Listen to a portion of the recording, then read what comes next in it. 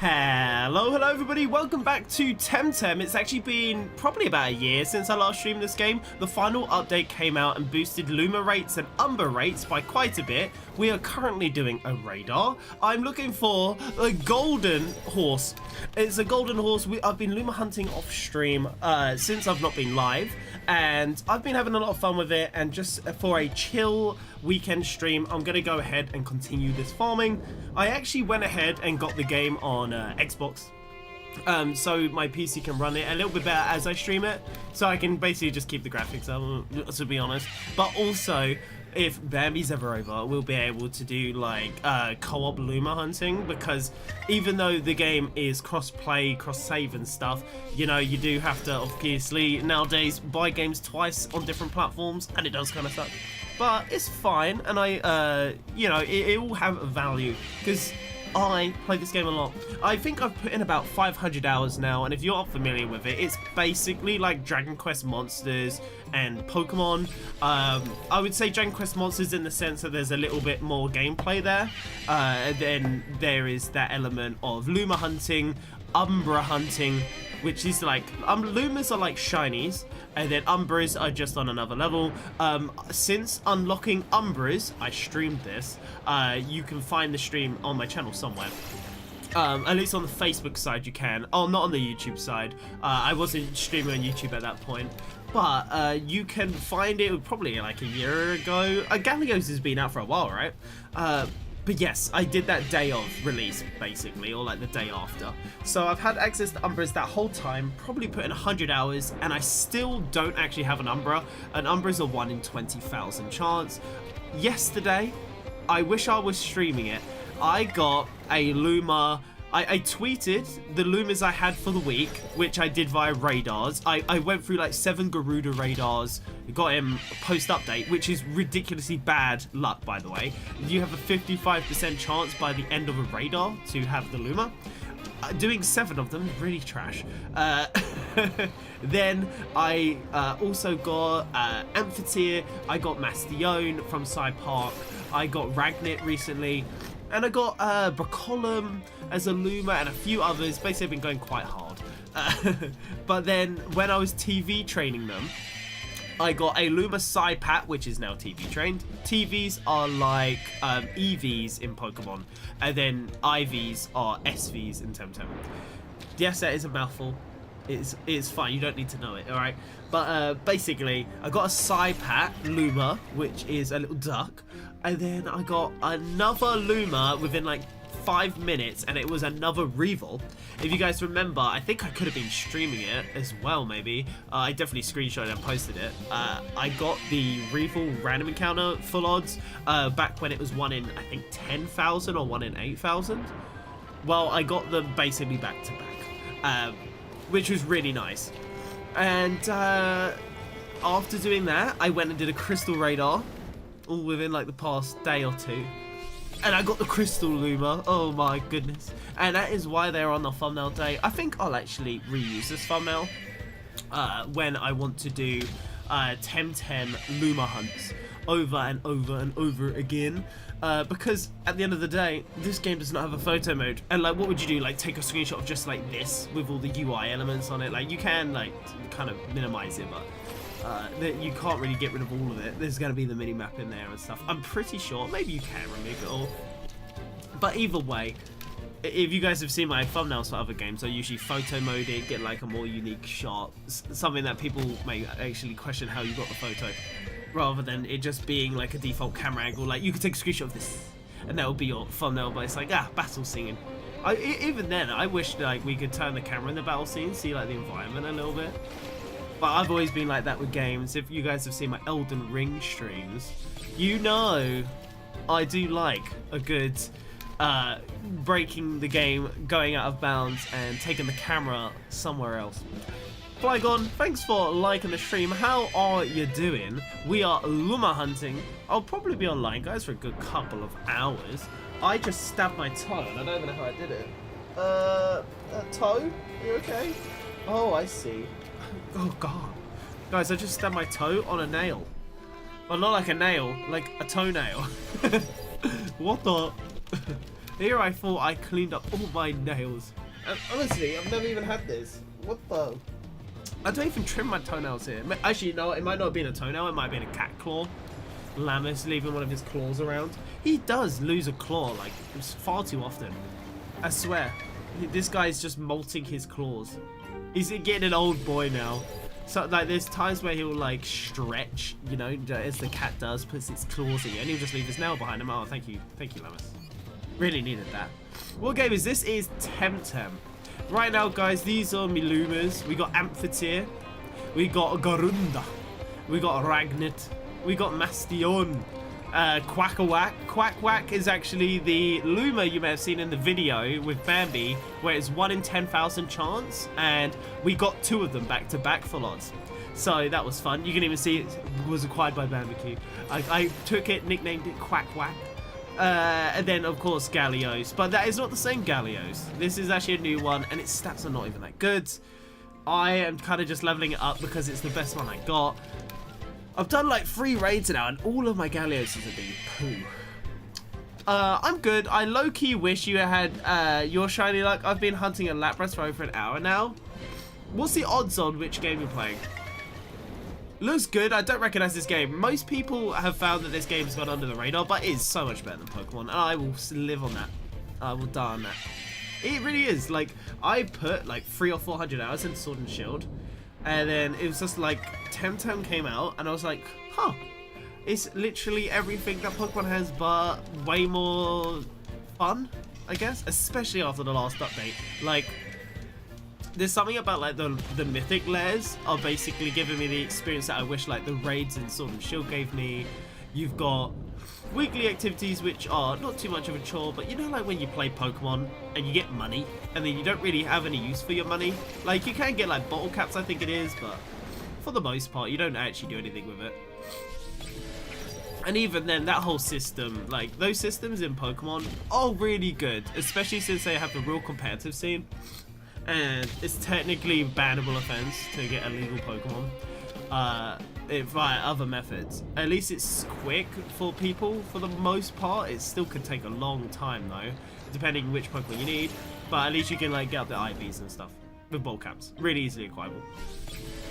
Well, this game has that stuff, but it just takes a little bit more like investment, and it's a bit more passive. Like, you'll just naturally get it after a little while.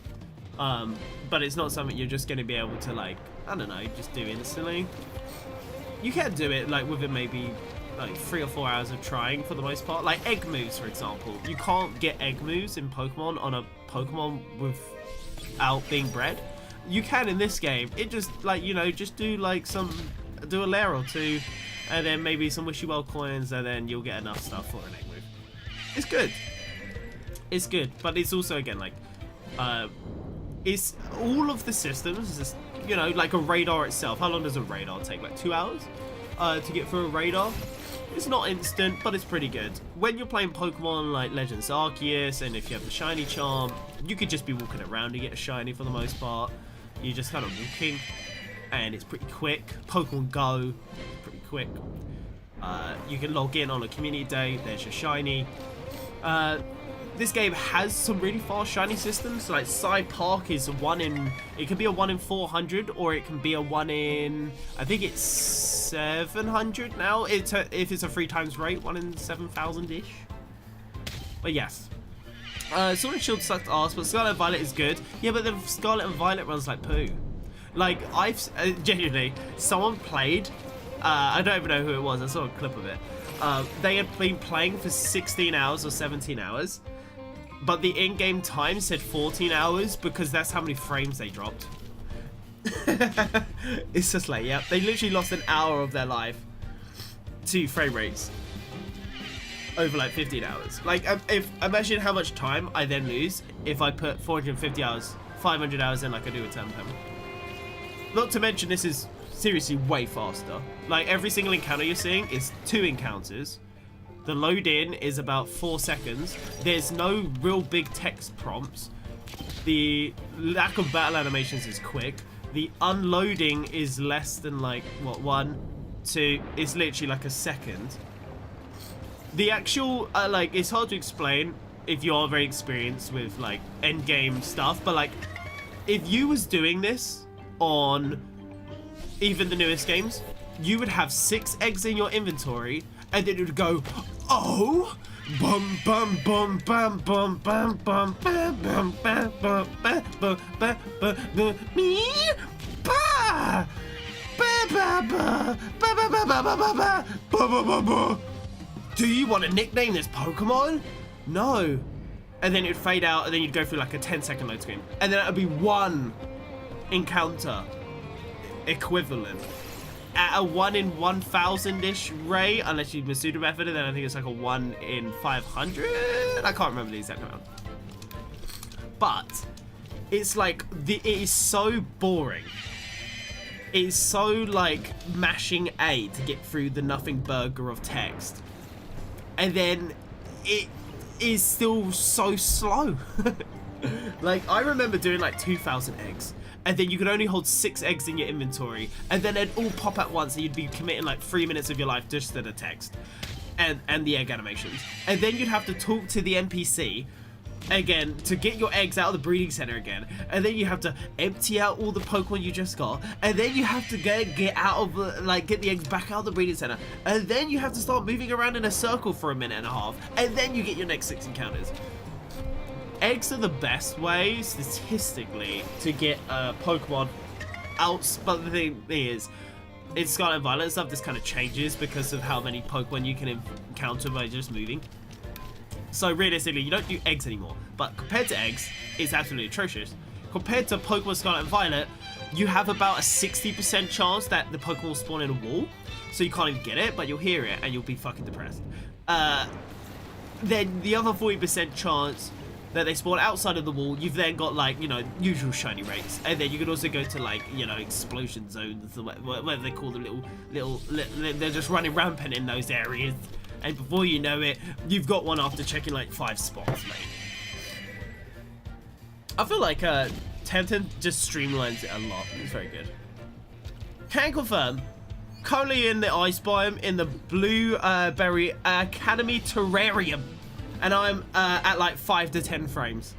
Literally, Flygon right now farming. It's just like, yeah, you can say Scarlet Violet is good, and it is a great game. I can't wait to play it on the Switch 2 where it doesn't run like crap. Genuinely. I'm looking forward to it. I am. I feel like it will be really good. But I refuse to play at like 10 FPS while I'm farming shinies. I would rather play at 120 FPS. Thank you. Or 60, depending if I'm on my PC. I hate egg moves and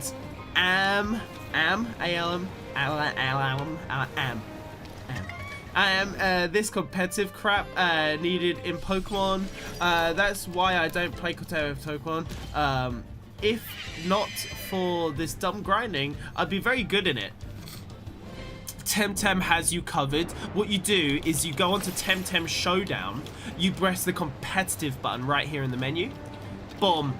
You go onto Temtem Showdown and you can put any Pokemon, or in this case Temtem, in your team with any moves you like and any items, and then you just start playing. I recommend it. And you get in-game rewards, and it's really good. Know that whole gameplay system I explained where you could get like egg moves onto a Tem like in a little more legit way? So like the PvP is in its own bubble, and then you've got like the actual game, which yeah, you have to train up Tems, yeah, you do these egg moves and stuff, yeah, you can grind it out, but you could also just do it automatically. I personally like training my ones, it feels special. Pokemon needs stuff like this? Yeah, it does. That's why I play Temtem. Don't worry, there's Pokemon Showdown. It's fine. It's fine. Just to go play that. Even though it just doesn't feel the same, man. It's good, but yeah. I absolutely hate shiny Pokemon and want them removed. That doesn't even make any sense. How can you hate something you don't own? It will run like crap unless Game Freak makes a fix. They can't make a fix to their hardware unless they release new hardware. Admittedly though, there is probably some optimization issues in there, let's be real. Also, are these Oshiris starting to smack me with their speed stats? Or are they not dying in one hit? I've not been paying attention. Give me a golden horse. By the way, guys, if the golden horse spawns, the water particle effect for the Oshiera will be a rainbow. Apparently. BBQ's on the YouTube side. Hello. Hello, hello. Hi. Hi, hi, hi. But yeah, Pokemon needs to like actually embrace multiplayer systems and stuff like that, especially since they actually charge you to play online. Temtem, if you're only on PC at least, it's literally free to play online. If you're on Xbox, yeah, you do need gold. If you're on Switch, yeah, you do need the online too. But again, like Temtem has the online systems. Why you can't just play Scarlet and Violet and just see each other running around without needing to go through the hullabaloo of like actually connecting to each other? Why is it not just like this game where I can look like at some point someone's gonna walk through this room and guess what? I'll just see them walk through the room. Why? Because why not? Because why not? We're literally paying for the Pokemon infrastructure for the multiplayer at this point. Like, can we get some like cool multiplayer? Like, we all thought Scarlet and Violet was gonna be that in the wild area. Oshira's Luma is golden. It is so sick. It is one of the best horses I've ever seen in a video game. But it's also like, yeah, why are we not getting raids that support from 1 to 5 people in Scarlet and Violet and Sword and Shield, which is more than just a battle? Like, this game's raids and lairs are like procedurally generated, like roguelike mini dungeons. They're really nice. They take about 20 to 30 minutes, maybe 40, maybe even 50 if you've been a bit slow, I guess. But there's like some actual meaty multiplayer content, which can be done solo. Why not? Why not, man?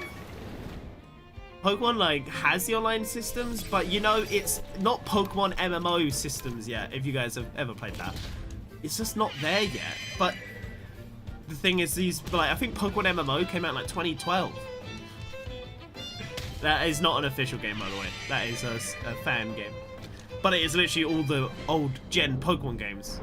MMO. Connected World, stuff like that. From my understanding. The problem with Scarlet and Violet on a hardware thing, they just badly made the game. Have you played games like Xenoblade 2 and 3 and all the Mario games on Switch and Breath of the Wild? Those runs great, yeah. And I know that they do definitely run great, but they also do have dips when it comes to like still like lots of things on screen. Especially Xenoblade, it does have dips. You comparing it to Mario is not very realistic. Breath of the Wild does have frame rate dips. Tears of the Kingdom does have dips. Pokemon has like what, 20 Pokemon on screen at a time, all with their AI running to walk around and play various animations, while having your Pokemon having its AI running around and attacking things. There's a lot more going on under the hood that's making, like, you know, per second in Scarlet and Violet and Legends Arceus than there was Sword and Shield and stuff. Sword and Shield was even laggy, and that's unjustified for sure. There was nothing really going on. Maybe you'd have like 4 or 5 Pokemon on the screen and one of them might walk towards you after seeing you. The rest, apart from that, it was all just a static world with like pre-baked animations. Like, there's no reason that should have lagged. Ig, it's nice seeing you on Temtem at home screen. Yay! Hooray! I'm on the home screen on Temtem. Yeah, do you want to know, guys, do you want to see something cool about Temtem? Let me show you something cool about Temtem. Imagine if Pokemon did this. So if you're on the main menu, oh fuck, it's not there on Xbox. It's only on PC. Ah! But on PC, at the bottom, it shows live streams. And you can literally click them at the bottom. I'm basically there right now. It's nice. Like, it's good. It would be good if it was also a console, especially Xbox at least, because the Twitch app is a real thing on the Xbox console. But either way, it is very, very good for the community in general. Xenoblade 2 had no dips for me. So Breath of the Wild and Tears of the Kingdom have dips everywhere. Does it? I wouldn't say everywhere. It had dips. I got off my mount, I was a little bit terrified.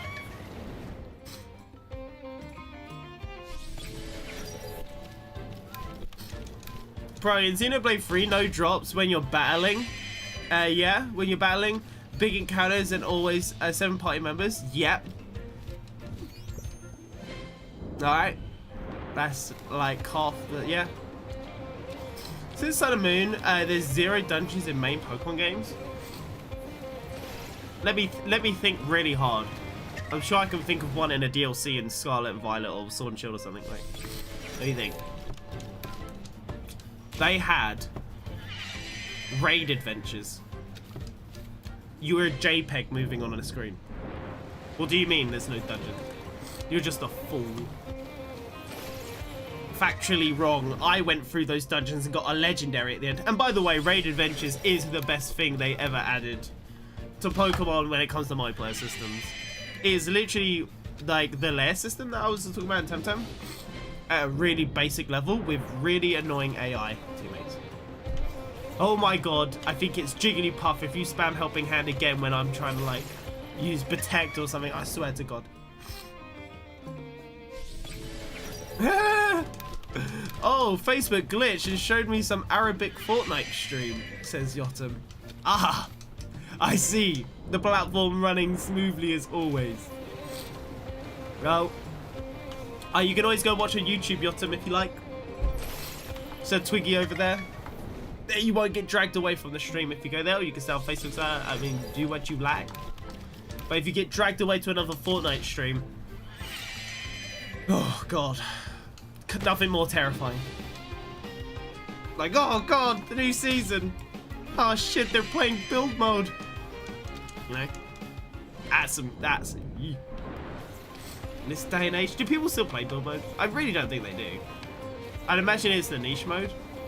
Because you got people that like casually play creative, then you got people that like, you know, everyone else that doesn't play build mode because they don't want to invest hours of their life into just editing. Then you've got the people that do invest in the editing, and they're probably as niche as like Save the World players, I imagine. Like, the only reason you'd want to do that is to show that you can edit quickly. Like, it's got nothing to do with like like it's really odd. Like, obviously it's gameplay, but it has nothing to do with the actual gameplay. Outside of obviously editing and then shooting someone. But realistically, if you're playing build, why is it gotten so dark? I'm gonna turn my light on. But if you're playing build mode, really, you're only doing it because you are so bad at shooting and you think you can get a leg up by boxing someone in, and you're just better at editing. Editing aim assist. I bet they have that, right? I just made that up, but it's probably real. Did you ever play Final Fantasy V? So, Final Fantasy is a series that I have neglected, and I will continue to neglect, I think, playing it.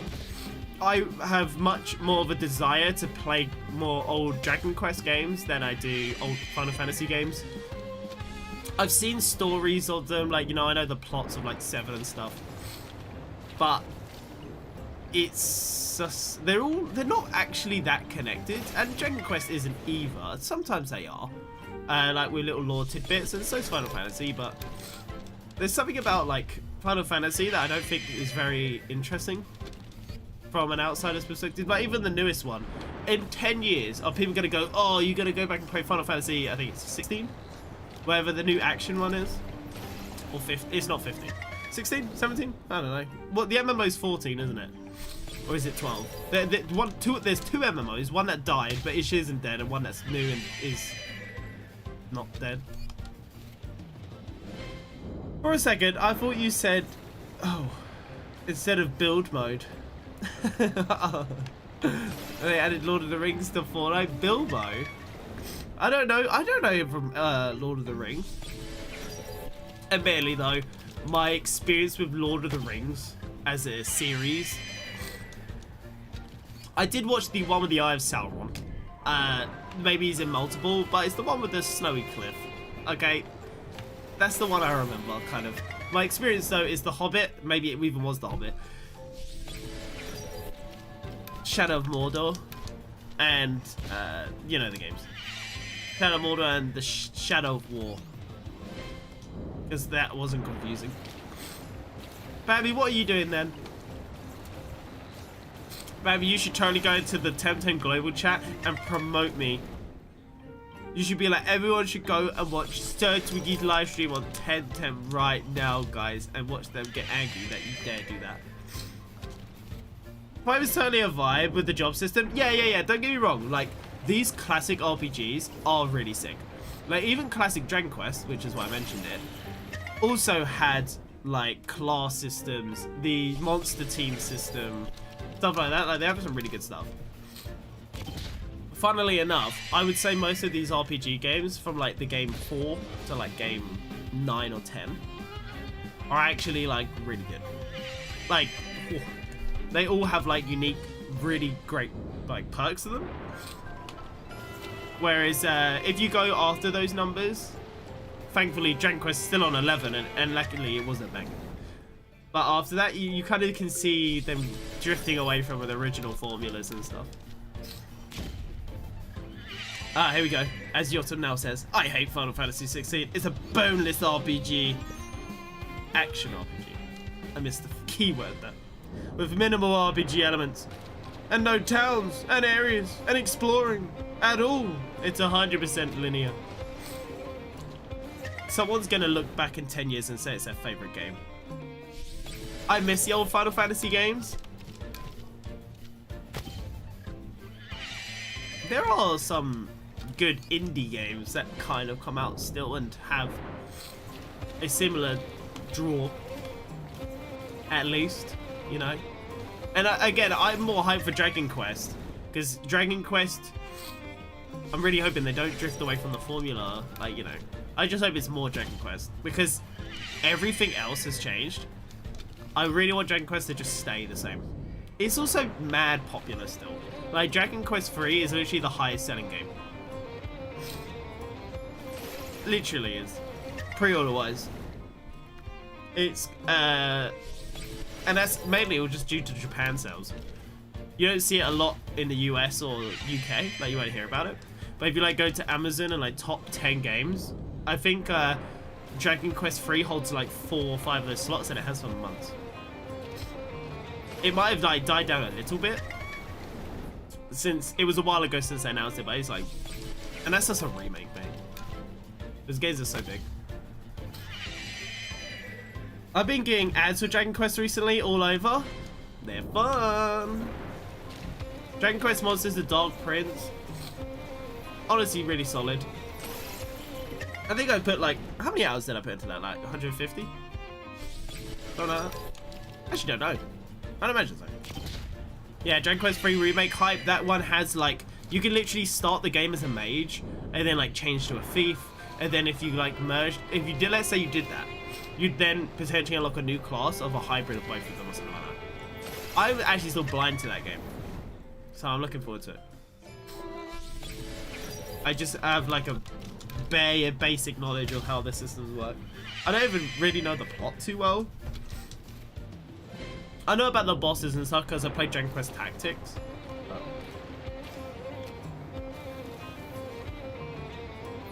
And they did in that game go over the plot beats, but yeah, it's gonna be nice.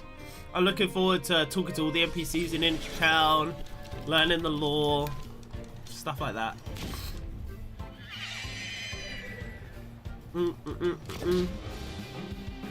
Part of me thinks, if I'd like Dragon Quest 3 enough, I'd potentially make Dragon Quest content, because I really do like the Monsters series.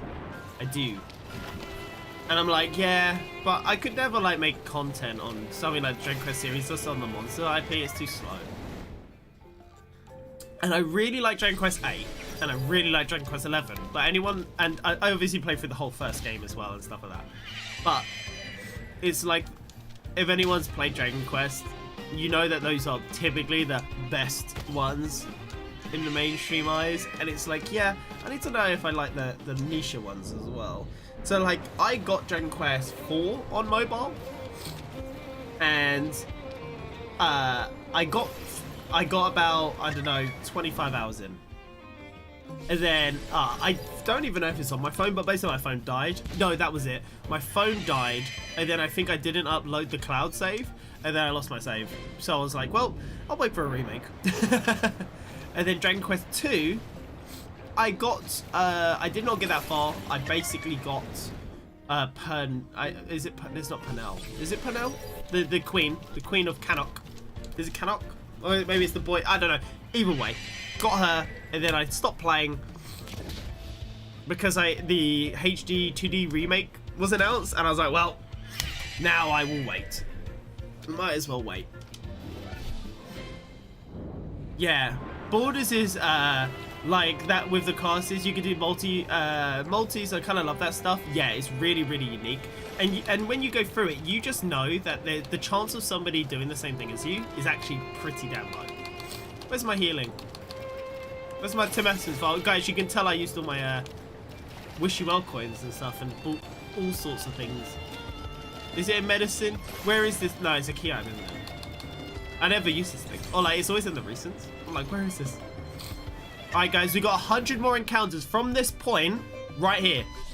After this horse, every horse that spawns will have a 1 in 200 chance to be golden. And that's what we want. From this point until for the next 100 encounters. So you see in the top right is the counter. We're not in a battle.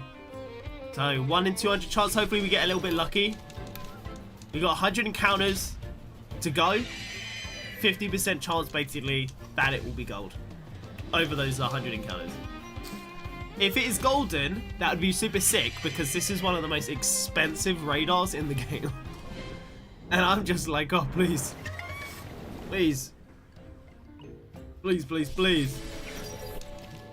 If I can get a golden horse on stream, that would be pretty nice. Dragon Quest should be good. I think it should be, yes. 1 in 200 is good odds. Good luck. Yes, it is. 100 encounters of 1 in 200. It's good. And the thing is, you have to earn the radar by doing a little bit of gameplay. Then get to this point, and there's your 1 in 200 odds. And I really like that. Let's Go kind of had a similar system where you had to work up your chain to 30. Merely a lot lower. But after you had that, what was the odds? Like 1 in 400? It was pretty good. Another game that I also like that system. Like, I like those systems where you work for the better odds. And you're not just stuck at the really bad odds and you're just grinding. Because you literally can. Like, you can go do online multiplayer. So, like, you can go into comp, earn feathers in competitive, and then use those feathers to buy radars and stuff. Like, it's good. Looking for the rainbow dust cloud. You've got this. You will have a golden horse in no time. I hope so. If you guys do end up getting this game, do add me on it. I also do have a club if you want to join. It's like a clan. Will your first experience Dragon Quest 3? Yes. If so, if yes, I'll not spoil it. Yeah, no, don't. Dragon Quest isn't slow as you get lost in the world. After a certain point, well, I bet in the new update they'll probably add an NPC or two to the towns for you to talk to. Like, I beat the first game blind outside of looking up one, I think it was one of the orbs. Basically, I literally spoke to every NPC in the town, and I knew the NPC was telling me where to go, but I just did not get the hint. But like, I literally beat the first game 90% blind. And it's doable because if you actually just talk to everyone, they give you the answers. Especially in the Switch port, not the original, Switch port. And yeah, I think they'll do that again.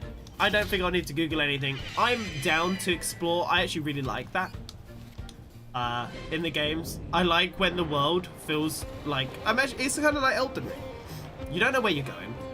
Occasionally NPCs will be like, could you head over there or something? But overall, it's completely blind. By the way, gamers, you can walk onto a non-rainbow tile, but the second Oceera that spawns on the left will be the Luma.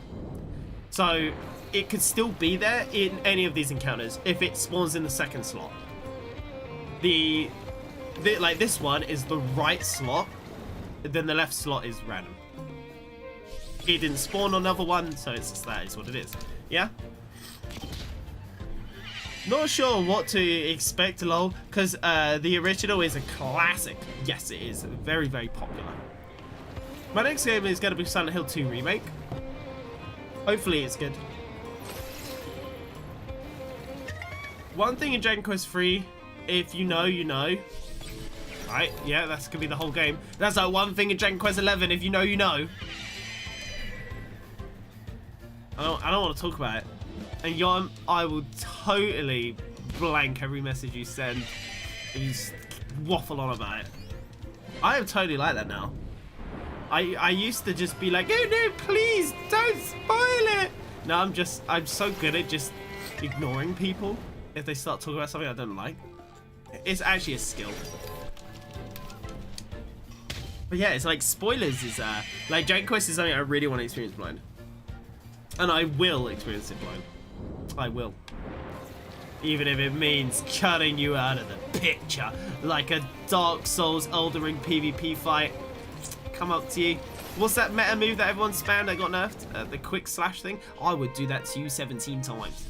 Before you know it, you have died. And you've gone back to the grace to think about what you have done. I don't know, I've turned this into some whole Elden Ring PvP scenario.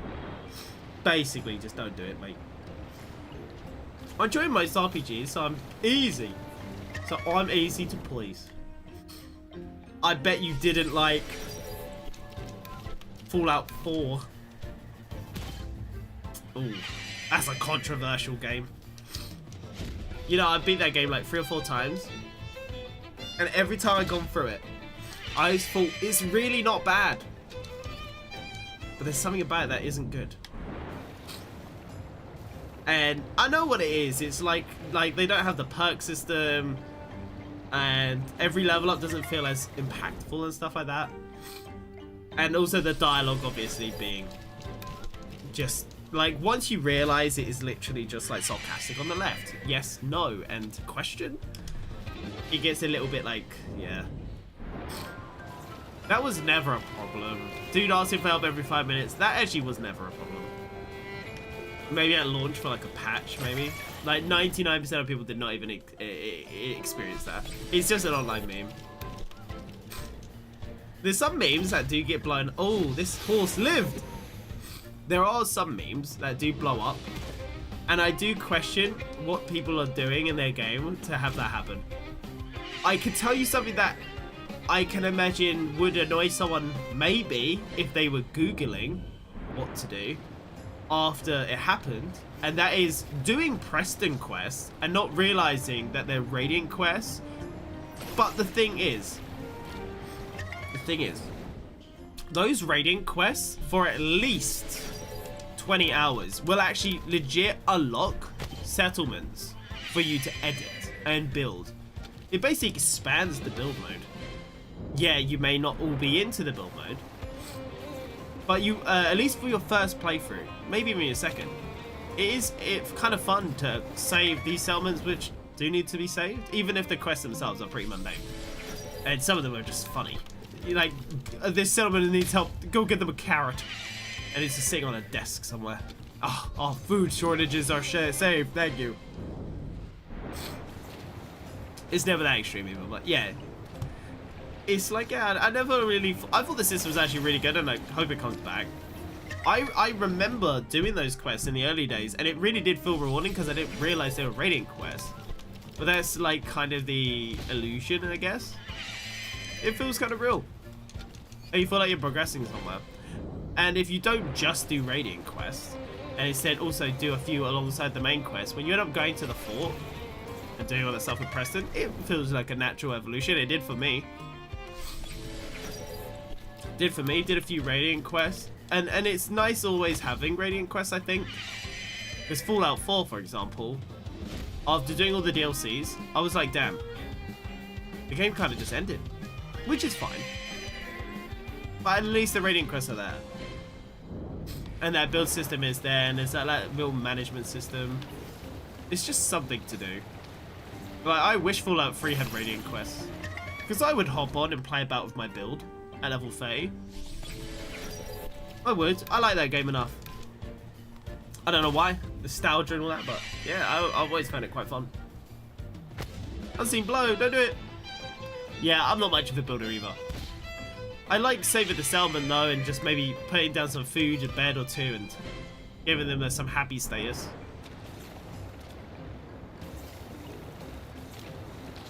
You know?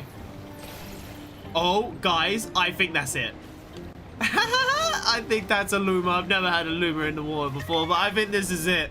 That looks like a rainbow sparkle to me. Oh, golden horse, level 80. We are going to wait. The golden horse. Yes. I just had a really good feeling we were going to get it, man. I just could feel it. I could feel it. Okay. So we're going to wait for Oshiro to just use their stamina up a little bit. That was not much damage. And I actually just remembered, I didn't buy 10 card pluses. I only have 10 card plus. I'll throw them. Maybe we'll get really lucky, but I'm pretty sure their catch rate is really rough. Also, oh, God. Guys, I'm stressing. We use shelter, why not? But we're going to basically let them exert their own stamina, and this lets them hurt themselves, but they will never kill themselves unless they have a move that can do that. And the thing is, Oshiro can actually spawn with Chain Hill, and I hope they don't use it. Let's bring out... We could bring out Gallios. And then just use, like, Mud Shower. It won't hit that hard. I'm playing it super freaking safe, dude. Just a little bit damage. I do have to watch out for the Doom. Making them take damage and stuff. I think I'll probably just wait. Being risky. Being so risky. Kill Gallios. Kill him. He's gonna doom you. You know you want to. Okay. We're gonna go for the catch. Gallios is dead. That's good. That's good. They did half the health.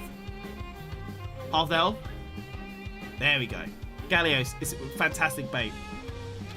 Let's go. And then let's go for 10 card plus. Not 10 card plus, sorry. Plus. Oh, Shira, why'd you do this to me? Why do you do this to me? You're giving me anxiety.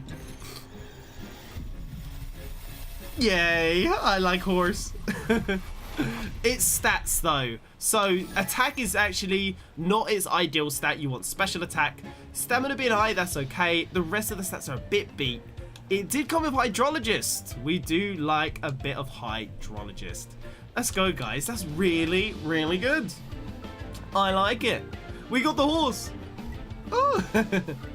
What do you guys think? Would you rate it? What do you rate the horse? I think the horse is definitely like just such a nice gold. Such a nice gold color. Now I have to tell the public chat. I'm gonna do it. Luma. Ocean horse. I'm just gonna say ocean. I'm gonna say horse. I got Luma horse. Live. Yay. Maybe someone will comment. I'm totally baiting it. Oh, nice, guys. So next up, what we're gonna do, now that radar's done, I guess we will go do free temp. Let's go see if I have the pheromones. So free temp is a good way to make money, feathers, and I think it's... But I mean, what do you get for free temp? What did you get? Money. What items? Is it like... Yeah, I don't know actually. I can't remember this. I know you just get money, but don't they sometimes give you items? It's just flat 35k. Okay, let's check out my horse. I love my horse. Yes! Sadly, the stats are not the best though.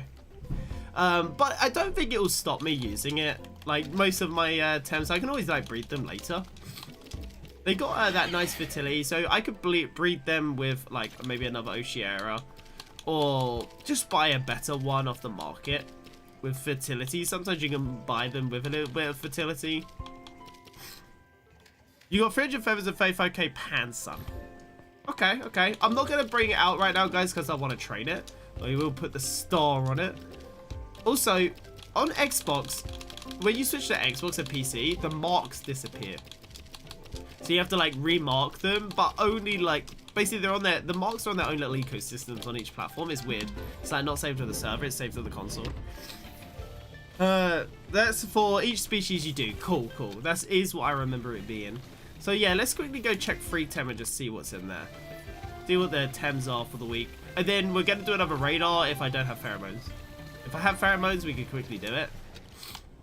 Up here. You know, I've been playing this game for so long, and I so rarely come to the breeding center and breed Tem. What are the Tems this week? I mashed through it too fast.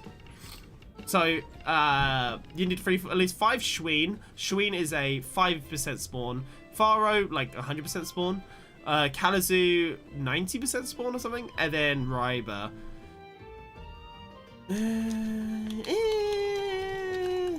I don't know how I feel about that. Where is it an item? I guess pheromones? Yes. Do I have Schween by any chance? No. No, I don't think we have any. We do have Kalazu. It would guarantee it. Part of me doesn't want to do Kalazu though. Could do Radar. You know what? I don't need money. Let's do a Radar. I don't need money. So I've actually got 2 radars on me right now. We've got Lamp Knight and we've got Chromeleon. I do the radar boxes sometimes. Pop them over and see what I get. Sometimes you get lucky, sometimes you don't. Let's go and maybe you guys in the chat can pick an expensive one. Do you guys want to pick an expensive farm? Hopefully we'll get lucky again. We did just get the horse. So, yeah, this episode was resets on Monday, right? Let's see. So we could do Mitmit's 800s. Mitmit is the only one that I don't even feel like is worth the value. I know you can use it for breeding. More Lumas. Mitmit's really good for that. But for the price, I'm like, damn, it's just, you could always just get, like, you could keep doing, like, Pharaohs for Luma drops or something. Again, it's good if you want to get, like, a Gorinda bread, because you get more Luna drops per one. But then they're just so expensive, dude. They're so expensive. I don't know how much value that would work out to, because you've got to remember, Mitmit has a low spawn rate, so the encounter rate is slow. You'd probably be better off doing a really high encounter rate, and then just getting loads of Lumas that way, or like, yeah, I don't know. I vote Smazy. Smazy. So we got Rolder as an expensive one. You can see on the icon on the bottom left there. We got Rolder. We could do Flash. We could do Towley. We could do Grayalis. We could do Crystal. I already did Crystal.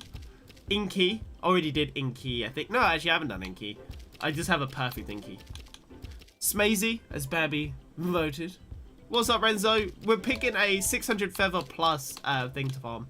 Oshiera, we just did. Yowler. Yowler's a good one. I do already have a good Yowler. Schween. We could do a Schween. We could do a Purpoise. Honestly, Purpoise is so cute. We could do Tawai and get a different version of Tawai. We do Kinu, Golden Kinu. Venks is 540. We could get a Venks or a Thyko. What should we do, guys? Tawai would be good too, or Smazy. Any suggestions in the chat? Any suggestions other than Babbies? Because if anyone agrees, we can always do it. If not, I could put it down to a coin flip. I could put it in a thing. And spin the wheel. We could spin the wheel. Grialis is a crystal type. Yeah. We've also got a huge chick. I just explored a boss in Final Fantasy V. Used a blue magic that halves his level to uses. Level 2 uses. Made him weak. I wish I understood the context. But yes, you halved his level. Which I can imagine is quite powerful. Indeed. Yeah, so I also got Gorinda. I can't believe I had to buy it 7 times, dude. Oh, the pain. Okay, well, Bambi has said Tawai and Smazy, so I guess we will go with... Tawai is flexible. You know, Tawai is flexible. Where's Tawai? Go with a Tawai, maybe? Yeah? Yeah. Yeah. Let's go over 2Y. So to get 2Y, we need to head to one of the shrines. We could go to Chieftain's Barrow, I guess. Let's go to Chieftain's Barrow.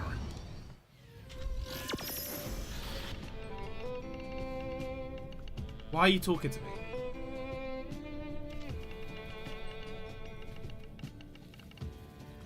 What? What are you talking about? Yeah, what? I can already go into Chieftain's Barrow. What? Oh. No. No. Snorlax is acting like he saw me. I'm scared. No, that did not happen. He's on to me, man. Yeah, Snorlax, Sir Timothy. Nah. He's nah. So we're gonna be doing to Y. Let's get out. I could just do double Zalbian with Electro Punch. It is pretty efficient. His attack stat is pretty nice and high. It's one of the higher ones, and I don't think Tawai is gonna get too fast. We could keep Amphitheater in here though, and Gurunda, they do electric. Ragnar as well. I don't know why I'm doing this in the weirdest way possible. Anyway, let's go. No. Cool. So let's go get ourselves a Tawai. Tawai time. Oh no. Should have done a drive-by hug. Oh crap. Honestly. Totally should have. Yeah, let's get the radar going. Tawai would be nice to get. You technically need so many Tawais. How many Tawai Lumas do you need? Like, there he is. Hello. Hello, buddy. Yeah, the drive-by hug. Nice. Yeah, I'm hoping we get the Tawai nice and quick, maybe. How many Tawai evolutions are there in the game? There's one for every element. But honestly, how many elements? I guess there's the crystal, digital, water, fire. There's not a mental, actually. Melee. Processing. There is probably more in there. I don't know. Which birds are there? Dude. Is there an electric bird? No. Is there a digital bird? Yeah, I said that to Wire. Is there a poison bird? No. Is there a wind bird? They're all wind birds. Maybe. Come on, Tawai. Be nice to me. But yeah, gamers, I think the plan's gonna be probably just do like Temtem and eventually get into like Dragon Quest 3.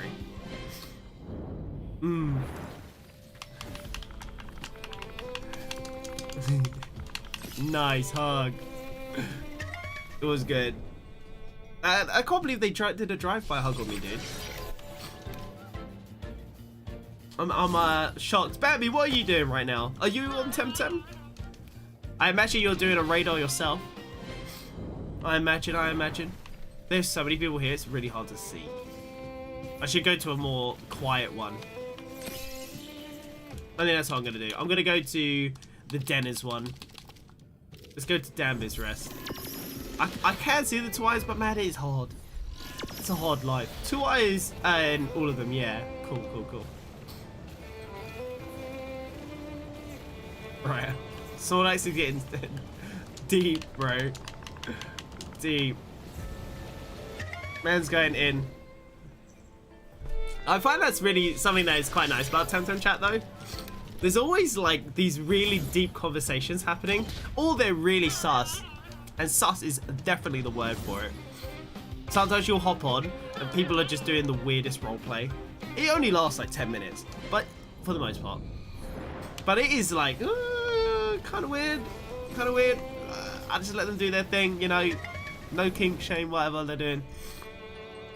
And then other times you'll go on and people are just talking about like the deepest life shit that you usually find in like MMO chats. RuneScape had it too. And it's just like, damn, you get some real stuff in MMOs. One of the reasons it would be nice to see an MMO for Pokemon. You obviously need the deep life chat when catching a Lapras. Shiny, okay? It's what I need in my life. This is bad. How long are we live for? 54 minutes. I already have a Luma. Nice. That's something a rich person would say. No according to celebrity and politicians, at least based on their actions. Goodness, Snorlax. Dude, you need to chill. Dude's just like, honestly, you get like, if you want to see how somebody really is, get him in a Temtem chat. They'll divulge all their faults. You'll ask someone, hey guys, can I have some help? You can see what sort of person they are. Most of the time though, it is really get good. Or stop asking for help, or I'll report you. That is actually far too common as well in terms of chat. So I'm like, guys, can I have help? I'm stuck. And they're like, oh, have you considered battling things to level up? I didn't get any help back in my day. And then you got the other half where people will be like, oh, I've already given you 5 perfect Tems. You have a skill issue, which at that point is kind of fair. But it's like, yeah, you get so many sorts of people. You get the beggars, you get the gifters, you get the shunners, and then yeah, all the in between. Some, know what I've actually not seen in this game yet? House parties. So RuneScape has quite the scene for rich people in the game running house parties. Temtem should, with their houses, have added house parties where like they could have put items in a pool, and then just like in RuneScape you'd pop the balloons or something, and then there's a chance you'd get that anyway, you know. That was always good. That would be a good feature if they ever added Temtem, just for the rich people to spread their wealth, but also communal stuff. Hey guys, I'm giving away radars in my house. You know, you can see it happening. It's a party, okay? And then realistically, they're just giving away a ton of Fire radars. But there's one Oshira in there. There's a Mip. So how's the Luma hunts going today? Right, oh, I've got to answer that. Oh, probably should. You know what the annoying thing is? If you start answering a message in a battle and then the XP screen loads up, your message it goes into the void. It's pain. Yeah. One so far. I think what we'll do as well soon, I haven't even started doing it yet, but I think I'm gonna start potentially spending Pan Sun on Umbras to grind them. I don't know if the value is that good for that, but it is mainly for Umbras. You know, the end goal is always Umbras. They are the rarer variant. Yeah, it could take you so many radars. But it's like, yeah, what else am I going to spend my Pan Sun on if I already don't want... I don't really feel like I want perfect Tems. I've got enough of them. Maybe now the grind will be buying Lumas for Luma drops for Umbras. Just to grind them into paste. Yeah. Very aggressive, actually. At least it's not as bad as Pokemon. In Pokemon, they actually they just turn into drops, okay? They use the power and Umbra radar, I guess you can imagine. No. In Pokemon, you're turning them into candies just so something else can eat it. Just straight up. It's just so much more. It's so morbid, man. They're crazy over there. Literally next encounter, second Tem is a Luma. GG's, dude. Nice. Yeah, that's so nice. Like, when you go online, weekly koi fishing, and you get it done in 10 minutes. Oh, what a feeling. You're like, my weekly is done. They could have made it a daily with your performance that day. But yeah, there you go, Snorlax promoting good luck. Bambi, if she was online, she'd be like, oh, I'd sacrifice a Gotti for some extra luck. Typical Bambi fashion. It was alright, we'll just sacrifice them. She was doing that the other day like a cult leader. She was just Luma hunting. I'm just back there playing on my Xbox, also Luma hunting. Before I do it, I'm looking in the chat. She's like, yeah, sacrifices. Sacrifice for good luck. Every Gotti, one Luma. Okay. And of course, Everyone ran with it. Goodness. People are crazy, I tell you. It worked though. Someone got in the chat, got a Luma instantly. It was so worth it. Also, who's this guy flexing on my screen with the Luma Anna here? I can't actually imagine Luma Anna here would be too rare at this point. Like, of course you can get them from the Digilayer, but I think at base Digilayer rates, it's like 1% Luma chance. And then you could probably put on a comfortable amount of challenge and up it to like 5%. You'd get him in like 20 tries, which is long, but the game isn't going anywhere. It's not time gated. And it's a pretty decent rate, you know, for a Luma. Of course, it could take way more than 20. Yeah. There's some people that, dude, the people that come in out and be like, well, you can just get them at 50% Luma chance, just up the difficulty. I'm like, nah. Funny. If you turn on those modifiers, you just die. But hey, if you get really good RNG as soon as you load in with the right Tems, I'm sure you could get somewhere.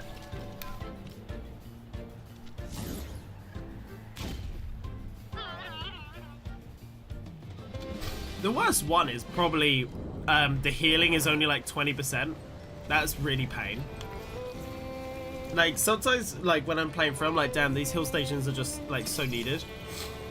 And I can be like, and they're full hills. They heal your whole team fully. You can have it be 20%, and I'm like, no.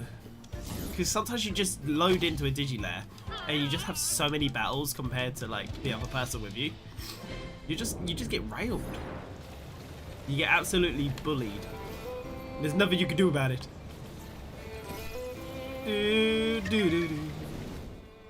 I think when you beat the Gallios for the first time, you know what they should have given you? Not a side pat Umbra radar. They should have given you an Umbra box. So it's truly random. It's way more fun. Yeah, you could get a Pharaoh. But some people could have got a Mitmi. And the thing is, it's the end of the game. You only get one. It'd be in the heart of the cards or something like that. Yu-Gi-Oh reference. Come on, Tawai, be mine.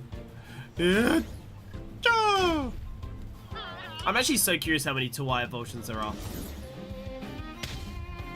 So I think there's like 7. And there's probably 8. There's a rock. Oh, I didn't add rock when I did it earlier, right? Like when I. So I think there's 8. 8 of them? Oh no! Don't, oh, I thought I saw him. Why? Where are you? Here you are. So you've got water, fire, crystal, rock, digital, and melee. So the one I was forgetting was the rock type. All of these I actually still don't own. Looking at my Temtem stats or whatever, there's 151 Temtem. I'm pretty sure I only have like 100. All of them are just evolutions though. And I have mini monoliths, I just haven't gone through and evolved things. Even Tawai, I have like 20 Tawais just in case somebody goes, can you give me these Tawai, and as I can trade it with them. Because I'm a nice guy, okay? I'm a nice guy. Why was Tawai not on the old free Tem today, eh? And that's actually something you can do, guys. If you want to do your free Tem, and you also don't care who you radar chain, like today is Schween. I could have just done Schween. But at the same time, no. But it's an option. And then you get 35k Pansun. It's a really good way to make money. Combine your radar fun with money-making methods. Just do it. Even the, like, don't do Pharaoh, of course. It's way too common.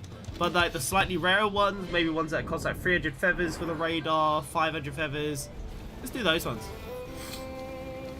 Let's do them. It's good.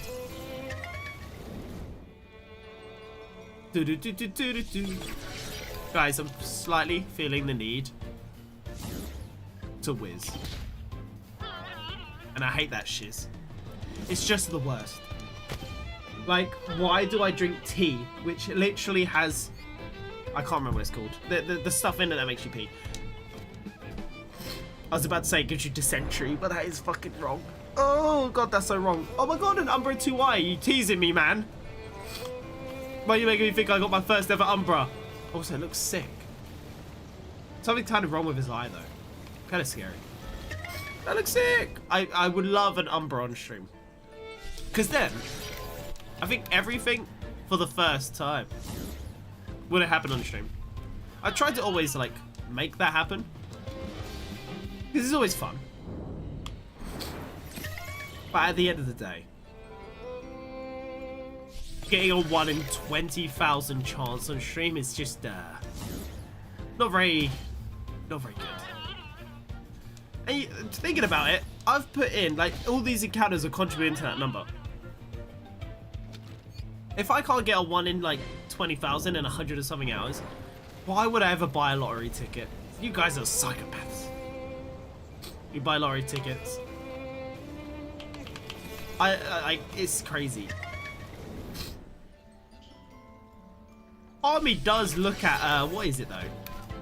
As a noob to finances, so to speak. I do question if every time people go to buy a lottery ticket, if it'd be better to buy like a premium bond.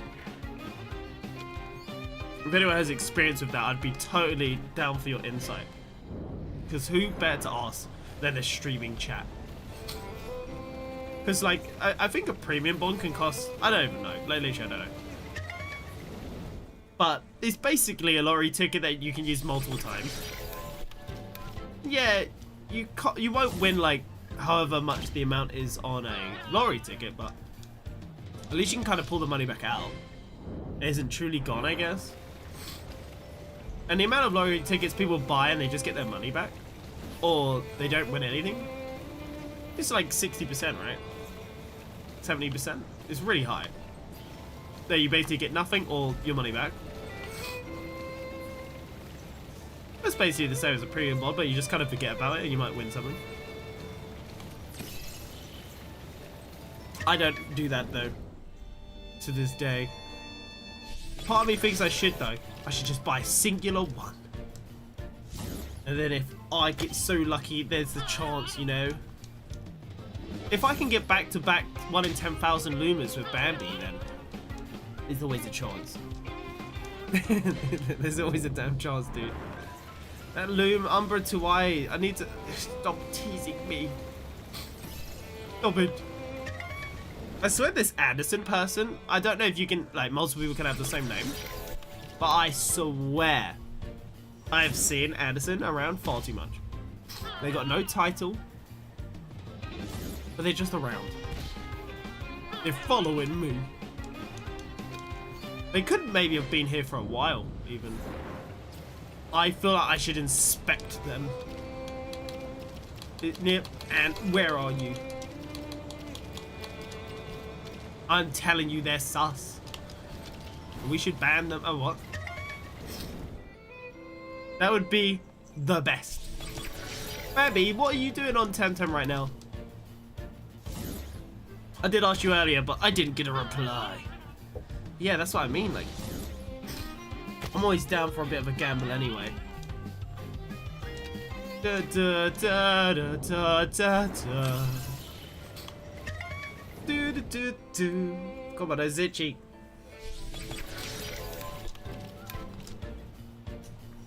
Good afternoon in the morning. Goodness. Snorlax, you can tell when he's like pretending to be dumb because he always does the sticky out tongue face. He always does it. He even did it like 10 minutes ago. He's so sarcastic. It's great. To I. Luma? No. I'm gonna drink some Vimto. That'll definitely help my whizzing situation.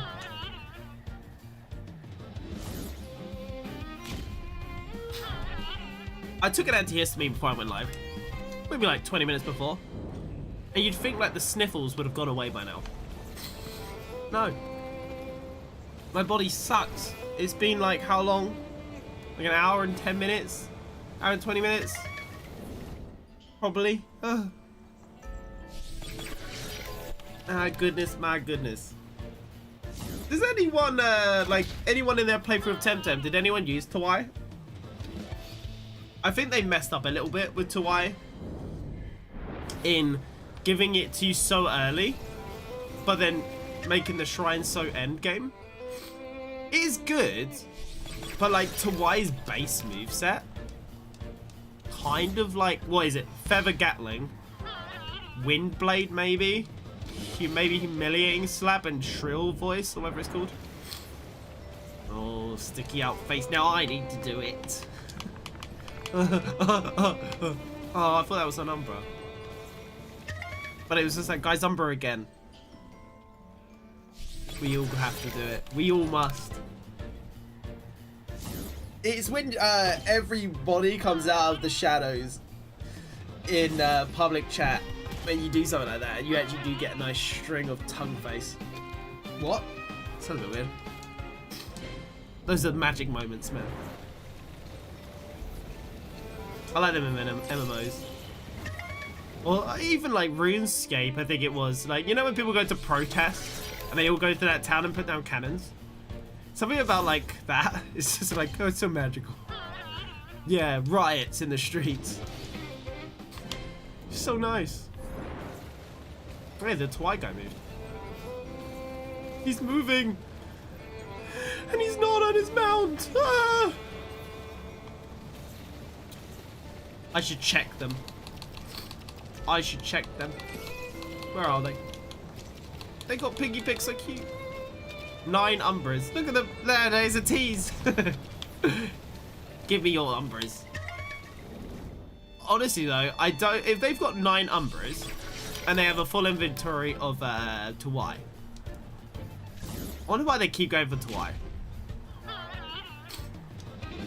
Because you don't need more, right? I guess maybe they sell somewhere really well over other Tems. Oh man, I'm being teased. I already know it. It's actually kind of interesting. You've seen the whole inventory of Umbras. Oh, my heart.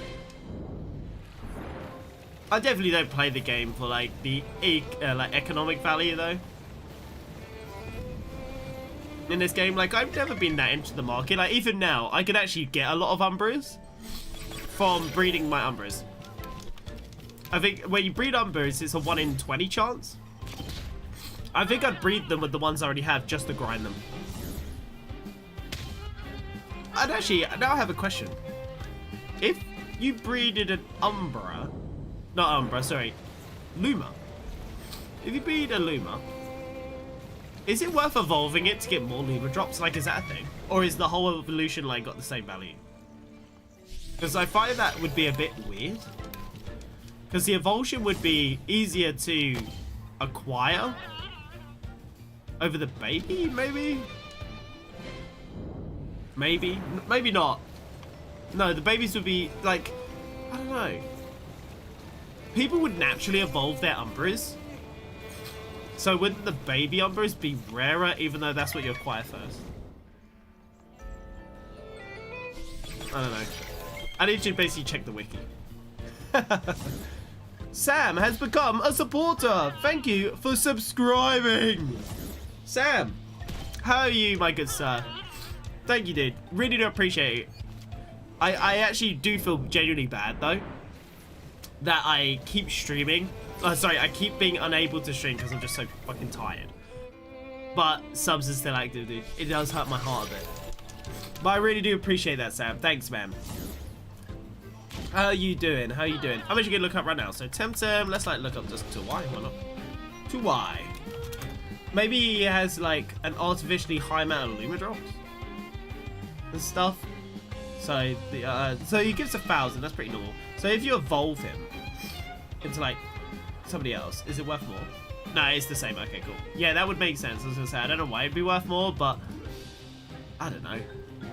It's more investment, guys. You deserve like 50 more Luma drops. Someone like Gallios, you know, Luma or Umbra, Is it the base rates, or do mythic layers just by default have better rates? I should ask the global chat. But because I won't have, I'm not on PC, the typing's gonna be so slow. Do mythic layers. Look at this fast typer though. Give better Luma rates, etc. Look at that typing. I actually didn't really want to stream on the Xbox just in case I wanted to ask global chat something. Because yeah, I've always been curious about that.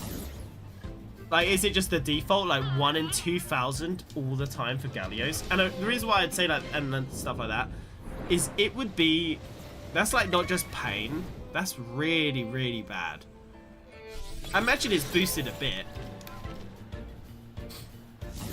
I imagine it's, especially like with 3 people plus. It does have the extra star on it, but I don't, it's not a Luma star and it's not an Umbra star. It's a gold star, and I guess that's for better stats, not for better Luma rates and stuff. Like, I don't know how that system works.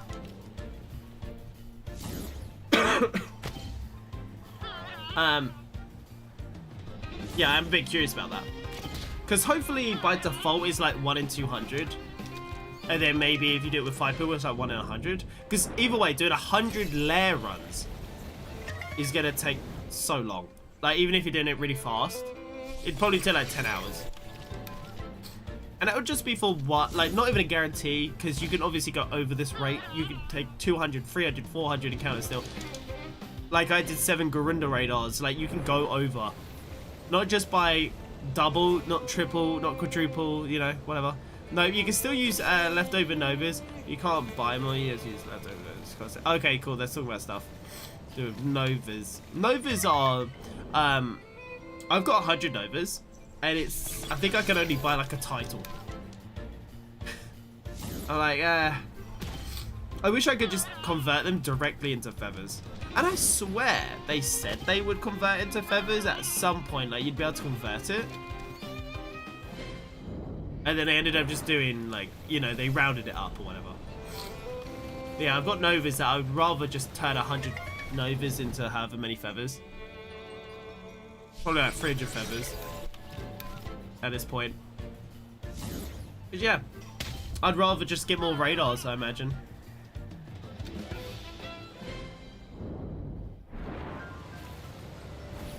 They probably do have a conversion rate. Yeah, what can I even get with 100 Novas? I think it is just like, not even banners. Basically, if I could afford it, it'd be in here. Maybe I could buy... I don't think I can buy anything. Maybe, like, tiles are quite expensive. Yeah, I don't see anything that stands out. I don't know. Could be a title, could be a pose. Maybe battle music. It's cheap. Like, what's cheap? Housing. Maybe I can buy like a chair. Maybe I could buy a headpiece. What's the cheapest? Probably a bag. No, bag's too expensive. Oh, here we go. Look, I can buy basic boxes. Like, what the fuck? What am I gonna do with these? Baggy pants with a belt. Wow. Relax, springtime pants. I could buy a skirt. I would rather have a radar. Yeah, the being stuck with 100 Novas is a bit rough.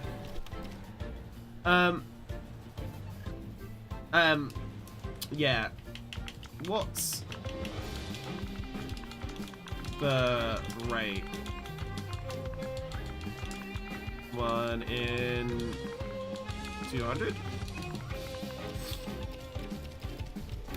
I imagine it's probably like 10x, just like a radar.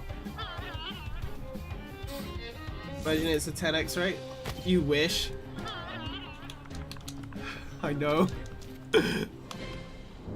Alright. I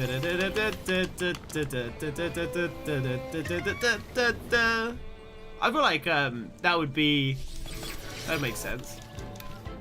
1 in 500? Bro doesn't even know. It's 1 in 500. For 3 to 5 man layers, 1 in 2,000. Yeah, okay, cool. So it's a 4 times Luma rate like Side Park. Ah. Cool. Do. Oh, interesting. Yeah, cool. 1 in 500 is still way, like, that amount of layers is rough. You could do a raid a day and it'd still take you over a year. My life. And that's obviously going to get quite expensive. That means you'd also have to do like a free Tem a week, which isn't the worst. Again, like I even just said with the radar, it wouldn't be the worst, but you'd have to be putting a lot of time into Temtem to get it. A lot of time. Thousands of hours. All things considered.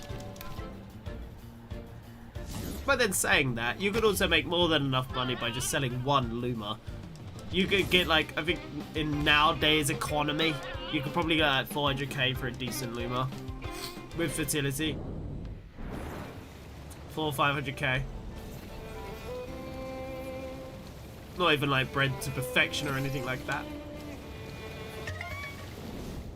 I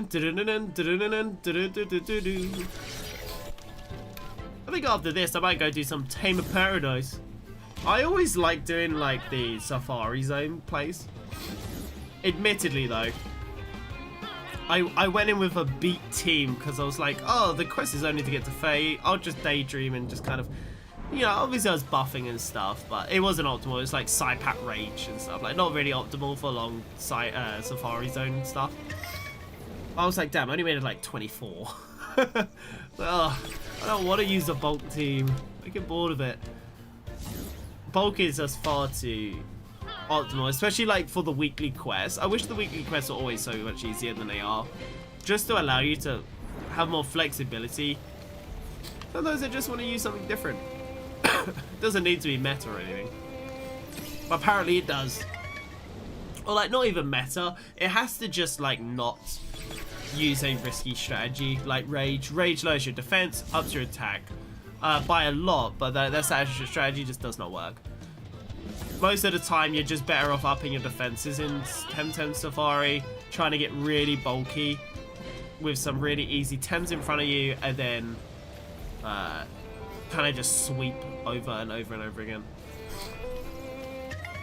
until you get to like 35, 36, and then at that point they're like level 140, and then you kind of just get deleted if a certain Tem spawns that is rough. Like obviously they can spawn as a baby, spawn in little 2Y, but even a level 140 to Y with Feather Gatling can be pretty rough because the flat power base on that is a bit high.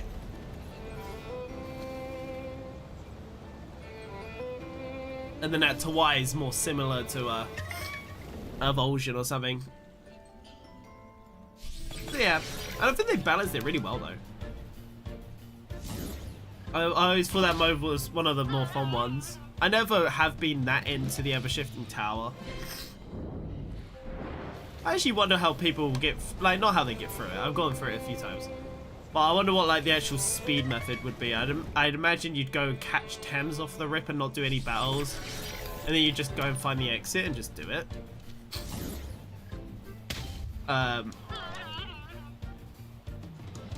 Because apparently you can get through in, like, 20 minutes. So you don't need to spend too much time in there. Once you know what you're doing. And layers are kind of the same.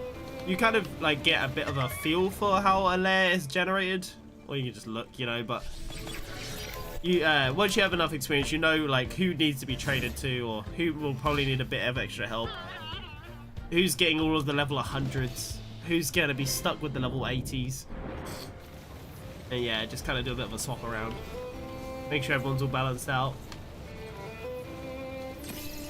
Oi, come here! Dude's running away. What's my encounters on now?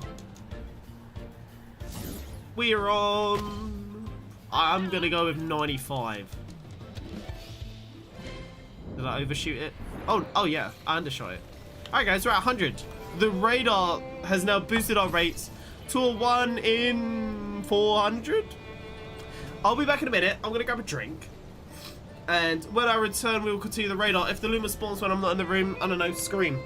Scream for me.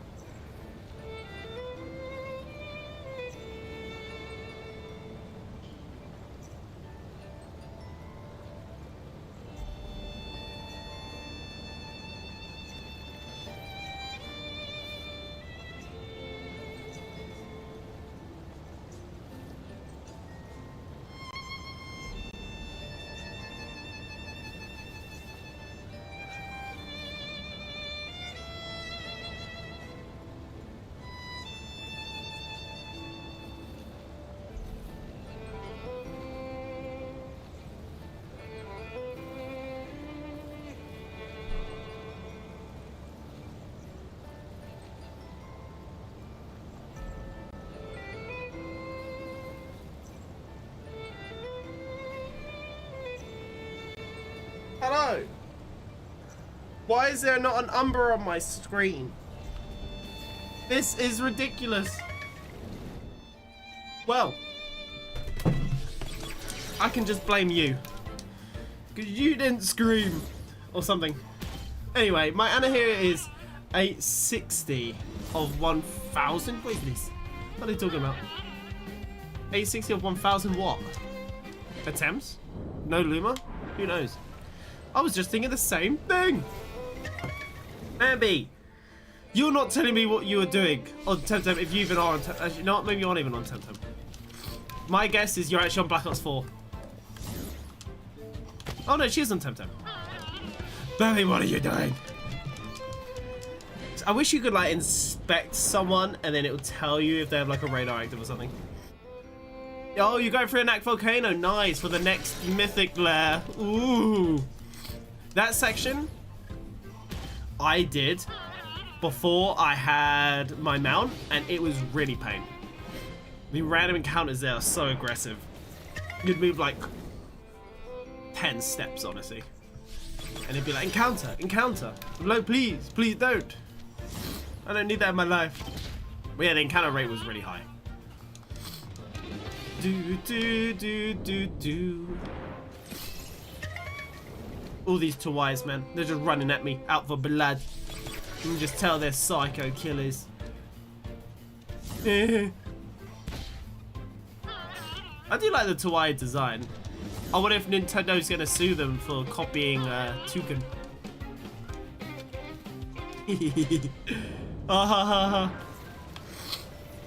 But no, for real, that lawsuit is interesting because they're trying to sue them based on Power World, based on gameplay infringement, not in design. So it's like, what are they gonna go for? The fact that you throw a ball and it catches things? I would actually really argue that's so fucked. Because like when you throw anything in real life, it's typically a ball. You don't throw cubes, do you? You don't throw spheres.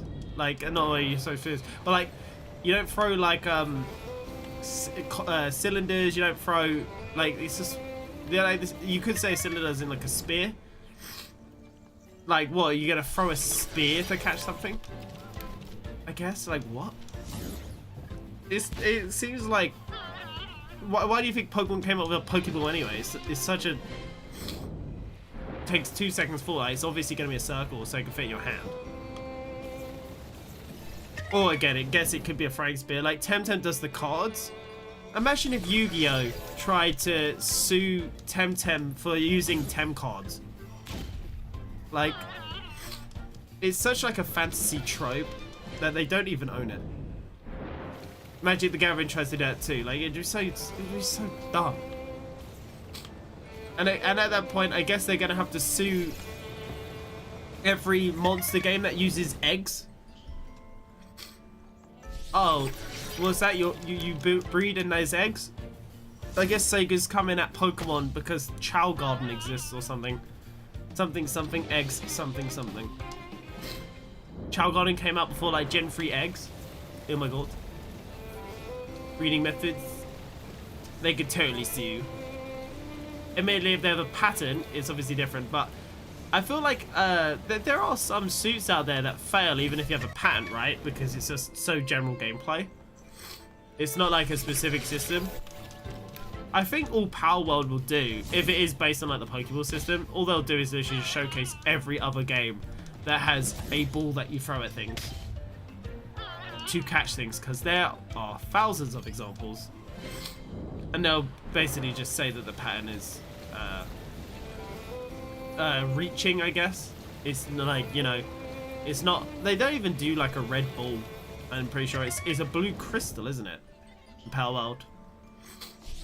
And the catch system even works differently. So it starts off at like a low percent, and then if you nail that percent, it jumps up into a different percent, and then if you nail that percent, you catch it.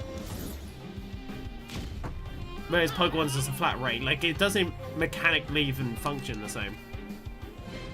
And then if they try to claim that they've patented the fact that there's SVs and TVs, IVs and EVs, that's just wrong. If they try to act like traits, abilities, are patented, that's just bullshit as well. Like, sorry, you're gonna have to sue Dragon Quest as well, and various other games. I don't know what they're gonna patent.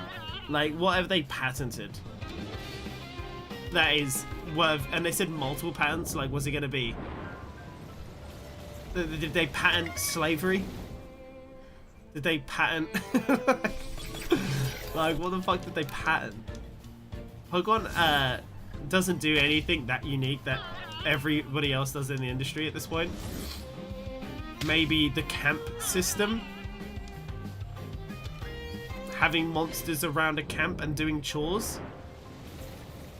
Because they added the camp system in Sword and Shield. But then you do have to remember as well, is their patent even enforceable? When Power was announced and showcased in 2021. And I think their patents were filed after that point. It was definitely, all of them were filed after that and accepted. But yeah, like the game's been in beta for a while. So I'm not sure how that works.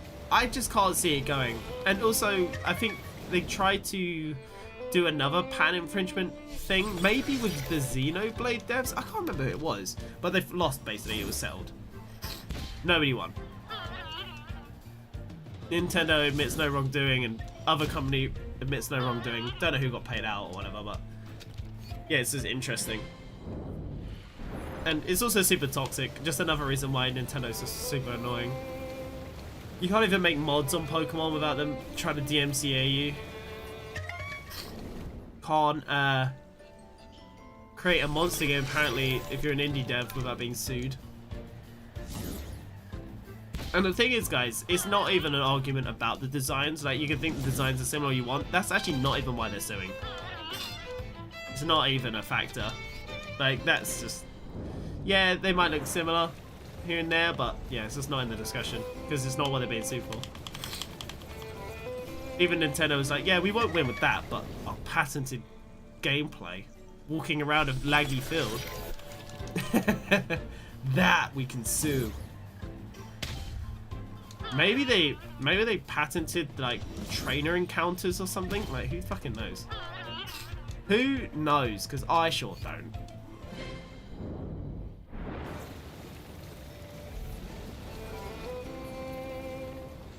Maybe they patented the battle tower, and there's those towers with a boss in it.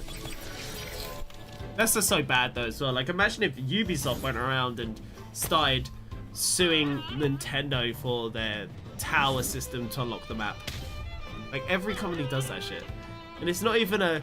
Like, you can't patent that. Like, obviously, where do you go to scout an area? Up high. Oh, look, they have scout towers. Like, that... You know, common sense shit. Obviously, that's how they do it. Like, get to the top of a mountain. Get to the top of a large structure. Scout the area.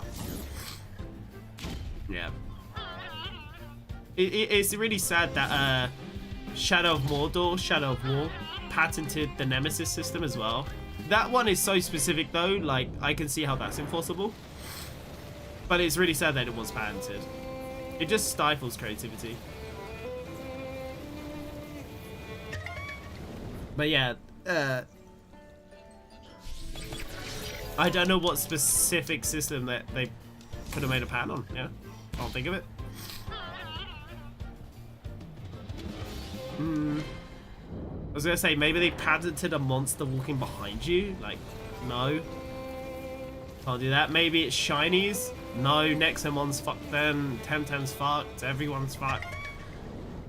It won't go through, I don't think. And luckily they made so much money and they can play it.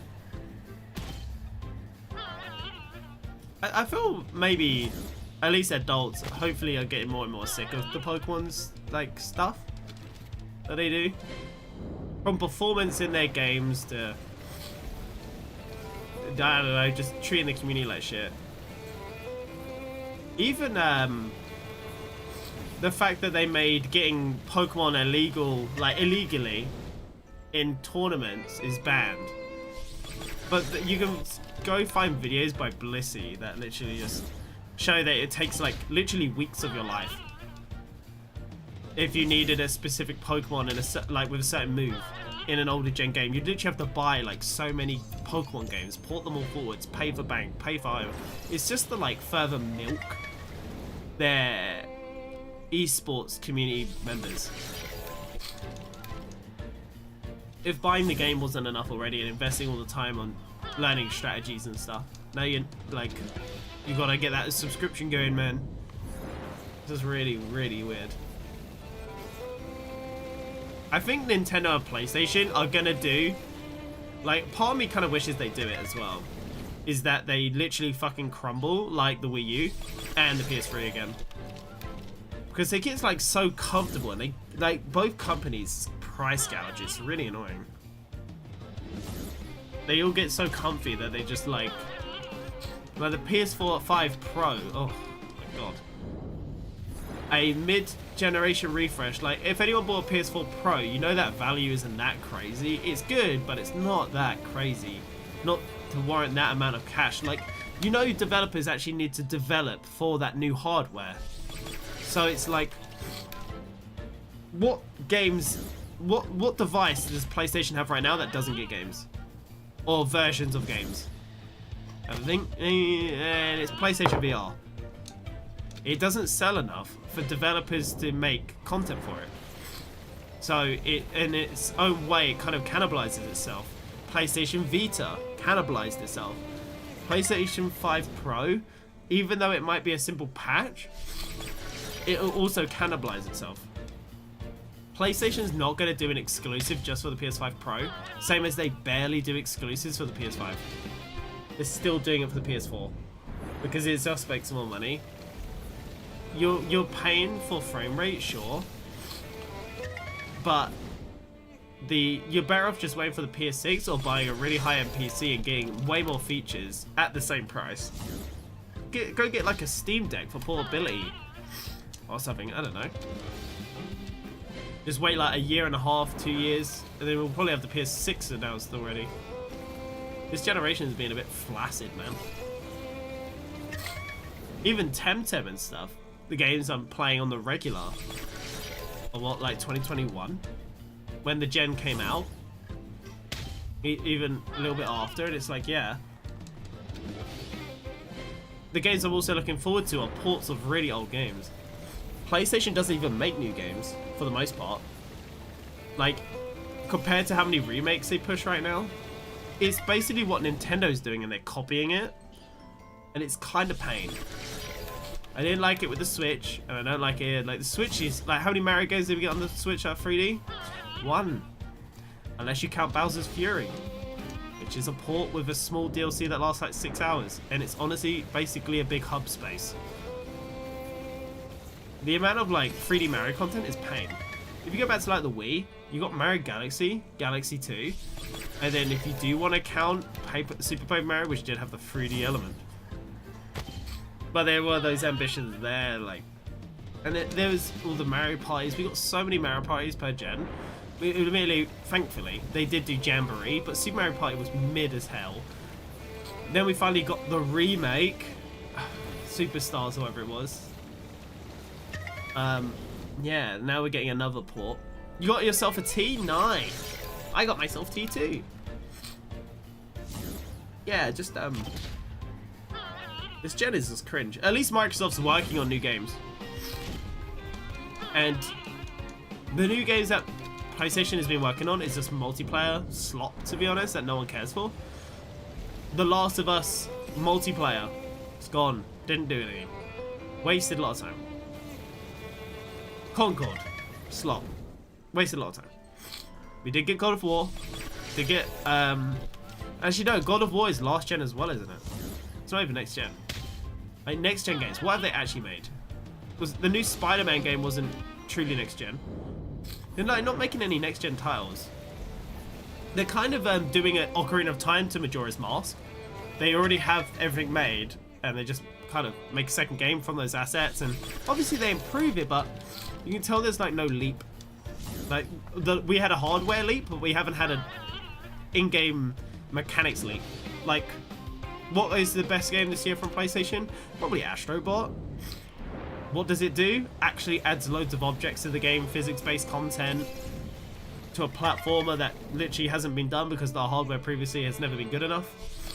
Actually uses the haptic triggers, the like gyro controls, and actually just innovates in every way. And it's only like a 10-hour game, but you know what? People are just happy that it feels like a next-gen platformer that actually runs so well and actually has so many things on the screen that you couldn't have got on the PS4 base. console. Because it doesn't even matter if the PS4 Pro exists. Because the game still exists on the PS4. A decade-old hardware. It's actually probably more than a decade now. When did the PS4 release? Let's see. PS4 release date. Why is it so hard to find? Maybe 2024? Maybe 2013 February? PS3? Yeah. 2013. Maybe 2014, different regions. Like, man. Goddamn. Over a decade-old system, or decade-old. It's next gen. It kind of, like, I was always for console upgrades. Even I got the Xbox One X. Because, oh yeah, it makes sense. There'll be, and it did make sense because some of the games were still a bit frame rate capped for the Xbox One and PS4. PS4 Pro made a bit more sense as well at the time. Because, like, you'd be playing games like For Honor, I think it was Rainbow Six as well, and a few others where they could only run at 30 FPS. And 60 FPS genuinely was really good. Monster Hunter World, stuff like that. Then PS5 and Xbox Series comes out, and it's like, okay, well, I don't need a mid-gen refresh, because do I need to go from 1440p 60 FPS to 1440p 120 FPS for like £800 if you're on the PlayStation side? No. With an upgrade? No. It's like, even though the leap is good, it's not that good. Like, it's not as mandatory, and also for like double the price. I think PS4 Pro was like 500, wasn't it? Like 450. Especially in this economy. Yeah, it would be nice to see actual next gen stuff coming out. I can't believe in the showcase they showed The Last of Us. That was like such a last gen game. They're like, look at the graphics updates, even though the game's already ported to PS5 with next-gen graphics upgrades. And it's like, look, the background's less blurry, and I'm like, I genuinely could not tell. You could see like the density change on Ratchet and Clank a little bit, but like, it's also one of those things where it's like, no, I would not spend nearly £1,000 for this. If you wanted the disc drive, or you needed it to play all your games. And that's also why it's so toxic. If you bought the PS5, and you did have physical games, you just need to now, unfortunately, buy the disc drive if you want to have the new hardware, and it just costs more. It's weird. Hey, Mr. Buns, Umbra Radar? No, we're doing Lumas right now. We're doing Lumas, but we are gonna get some Luma drop-ins and get an Umbra Radar. You can tell if it's an Umbra by looking in the top right. So you see it's the white star next to the Y. If it was an Umbra Radar, it would be the purple Umbra star. How are you, Mr. Buttons? Are you doing a Luma radar or anything? We just got Luma Oceana. Oceara, or however people say it. Yeah. I'm actually, it's meant to be like ocean. But yes, we are vibing, we're doing our thing. We are chilling. Oh, if we can get another Luma today, that would be really good. I actually might drink my tea in a minute. My nose, even after having an antihistamine, is still running. It's really annoying. Not right now, but I have a Genki Umbra Radar because I got... Ooh, because it's the first thing I ever got, you know. What I'm going to do when I get my first Umbra box... well, basically, I'm going to get an Umbra box. When I get my first Umbra stuff. I could get a lot more Lumas. How did you get your Luma drops, Mr. Burns? Did you just farm through like Side Park and stuff? Or do you have like a lot of Lumas already and you breed them? Because I'm thinking I'll breed them with each other and just get more Umbras to scrap. Because like I could just, you know, breed Garinda regardless of the stats. And then just, yeah. Try and get like a perfect Luma. Go for perfect stats or whatever, but yeah, just breed them together, see if we can get anything really good. My friend who quit gave me all of his Lumas, and then I breed what I could. It is a 1 in 20, isn't it? Lumas on Lumas. A bit of Luma on Luma action. I have about 20 Lumas I could breed. All caught by myself, so I probably have like 50 Lumas after breeding. If you assume... Actually, no, it would be less. No, I've done the maths wrong with that. I probably have about 30 Lumas after breeding. I forget that they don't have max fertility. No, they don't. And for some reason in my brain I said 10 fertility. It's not 10. Not freaking 10, dude. Yeah, Luma on Luma egg is 1 in 20. You can get an Umbra from it. Ooh. Doesn't have to be Umbra on Umbra.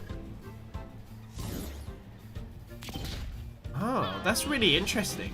I did not know that. 1 in 200 for the Umbra with Luma on Luma? That's probably how people get all their Umbras.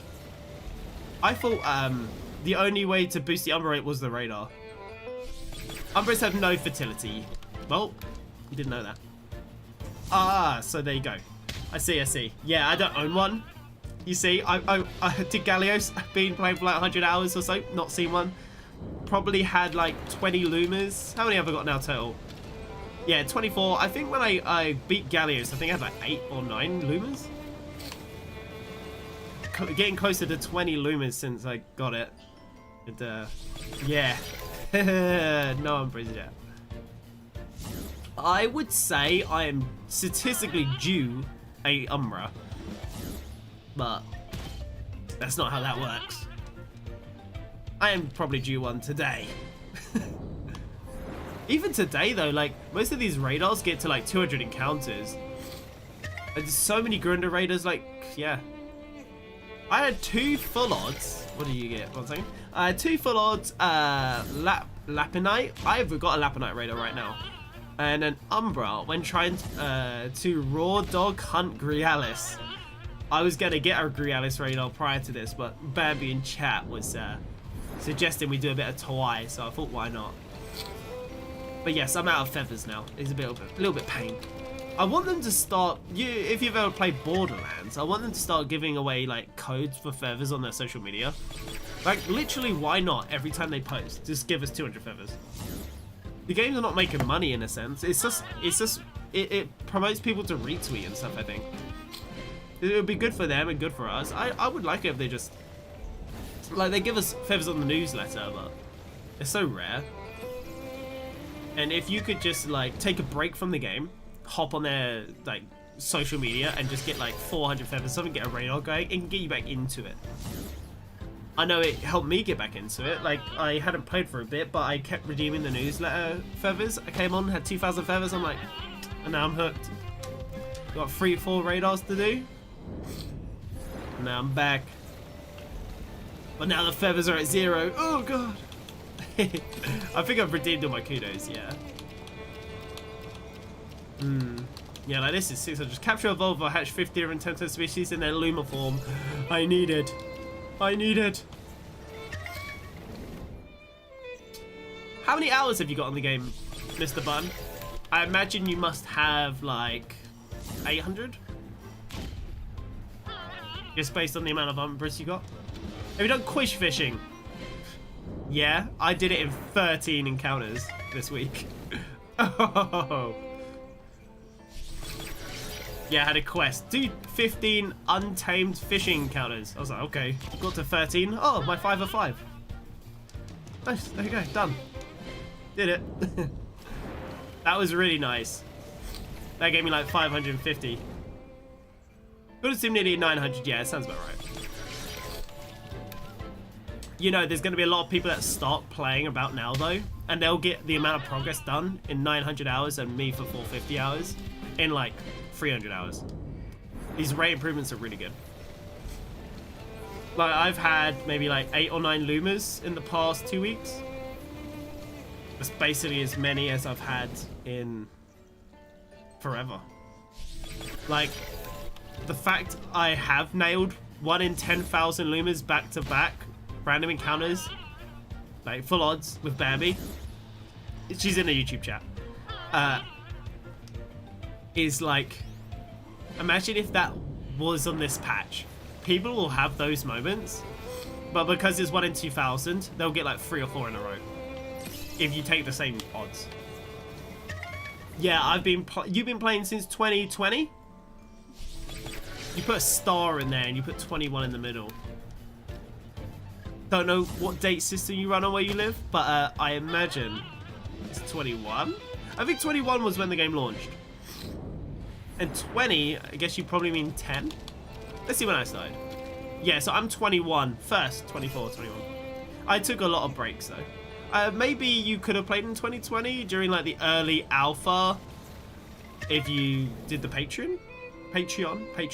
I started playing as soon as it launched on Steam at the reduced price. Okay, yeah, so 2020 was the Patreon early access. Cool. You know what I found really annoying back when that happened? And I don't know if you remember this. Do you remember people saying that the game was not worth the value or something, even though it gave you the full game at the full price, but you just were buying it cheaper now? And even today, the price that we bought at, which was like £17, is £40 now. Is like such a good deal. It was such a good deal back then, and I don't even know why it was controversial to buy it at the cheap price. It was like 60 or 70% off. It was very good. And if you had to bought, I think it was like £5 or £10 on Patreon, wasn't it? Like you got the full game. It was something crazy. It was so good. I remember that being drama, which I had never understood. Well, those people can enjoy the £40 price tag, and it doesn't go on sale too much, honestly. I mean, and when it does, it's like 35% off, isn't it? You can get it physically pretty cheap though. But yeah, random drama from back in the day. There was also drama about the shiny rates, weren't there? So it started off at, I think it was like 1 in 8,000. Then they made it like 1 in 6,000. Then people bitched about it. Then they made it like 1 in 10,000. Then people bitched about it. Then they put it back to like 1 in 8k. And then final update, or close to final update, they made it like 1 in 2k with the Umbra update or something, wasn't it? It was really weird. Like we fluctuated a lot because people were just moaning all the time. I just felt like this game was worth the time. I've always felt that too. I just thought it was just like the stuff that was changed because of like the community feedback was always the weirdest. Like if a Luma is just a 1 in 8,000, it's just a 1 in 8,000. You can go for the grind or you cannot. Admittedly, it is nice now, and I do think they did the right thing with the Umbras. Made the Umbras really rare, make the Lumas more common. A bit rarer than Pokemon with Shining Charm. But with radars, it's even better, but you earn your radar. You know, you play the game, you earn it. That's good. That's probably like literally the best system I can think of. Bambi said she'd like that too. Ooh, woo. Bambi, did you end up getting through the Anak Volcano and at the Mythic Lair yet?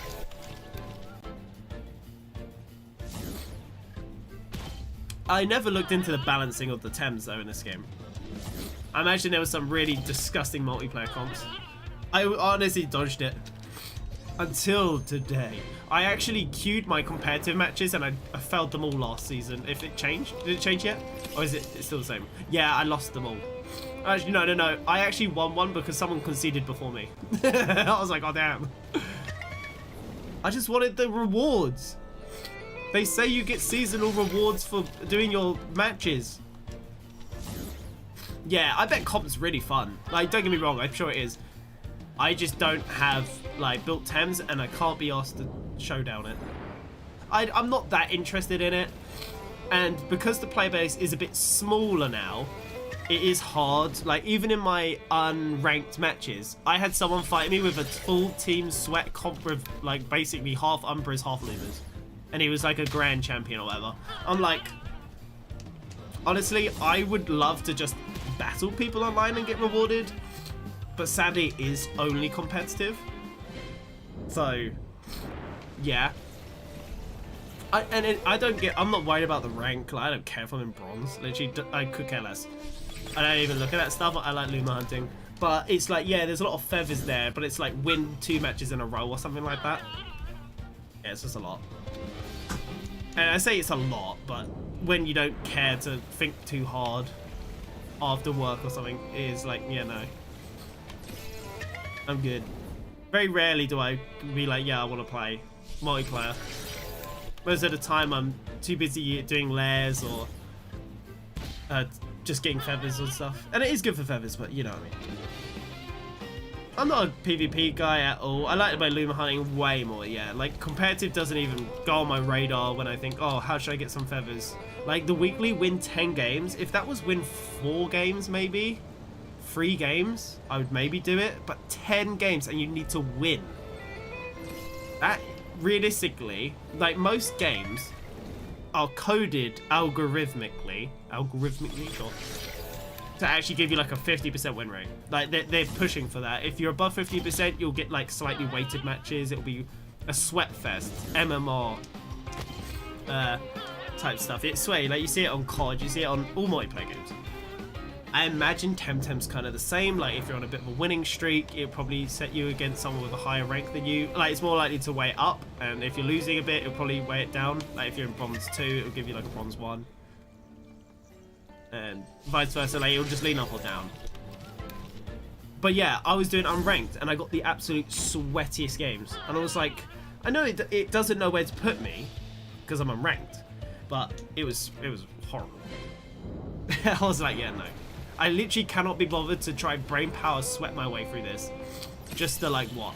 Get silver. Nah. I don't actually, I did my competitive fights like 2 weeks ago. I don't know how fresh the season is. Maybe they were just doing this as well. I can't remember. I can actually show you, can't I? I can literally show you. I conceded on all of them. I can show you, yeah. No, yeah, look, I think I tried a few and then I started quitting. But yeah, year 3 Master 8 champion. Season 1 Guardian. Yeah. Was it like this guy? Yeah, this guy was a full Luma team. This is when I tried. And then this guy was half a Luma team and I was like, oh no.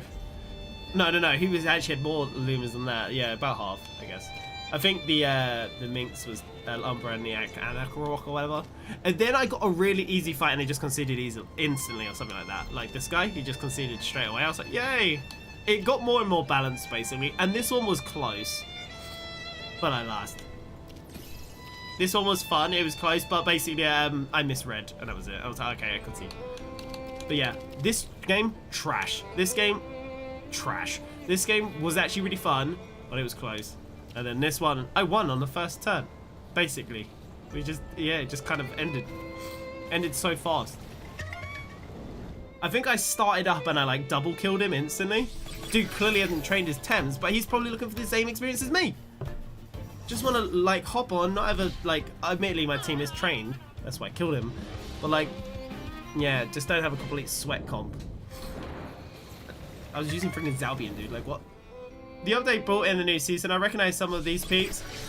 How the fuck? I definitely remember. How do I definitely remember. Cool. So you recognize some of the names, at least. Yeah. I don't know. I was just looking for that experience. And I'm sure that year 3 master guy probably looked at me and was like, this poor soul.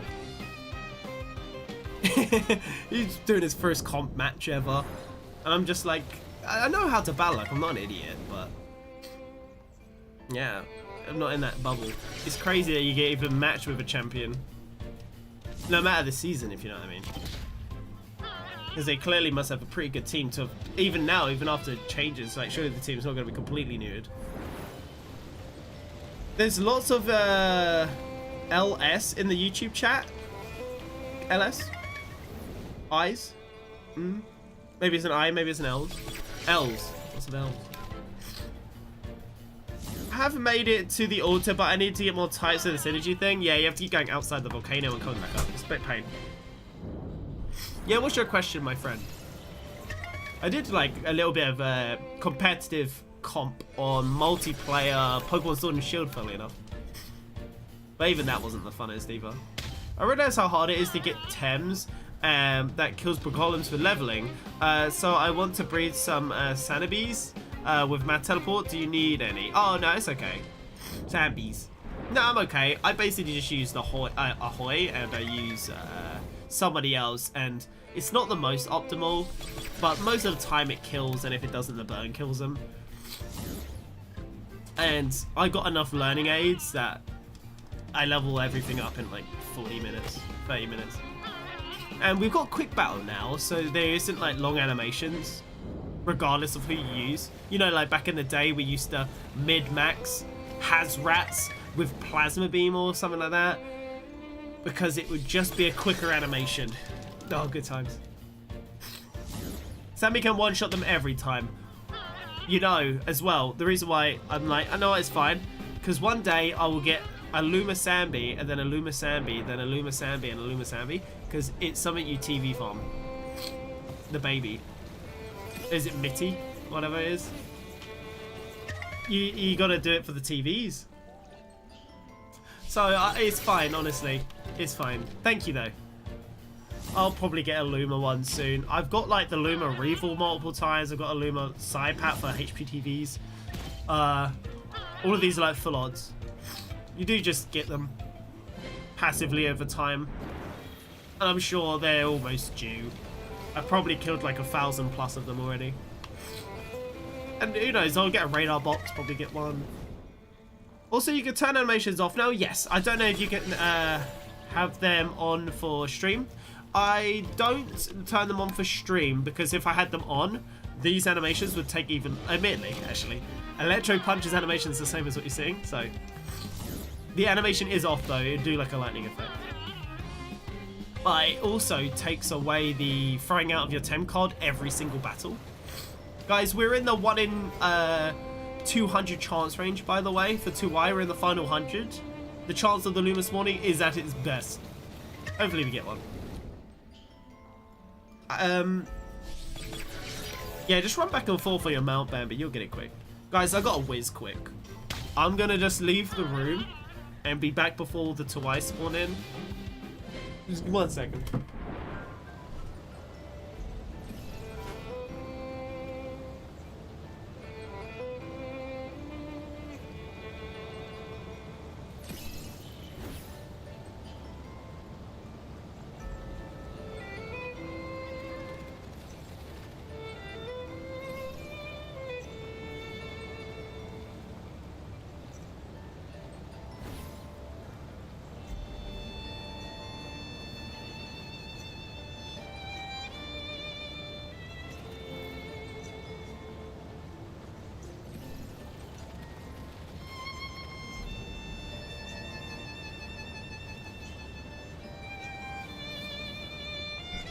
Luma?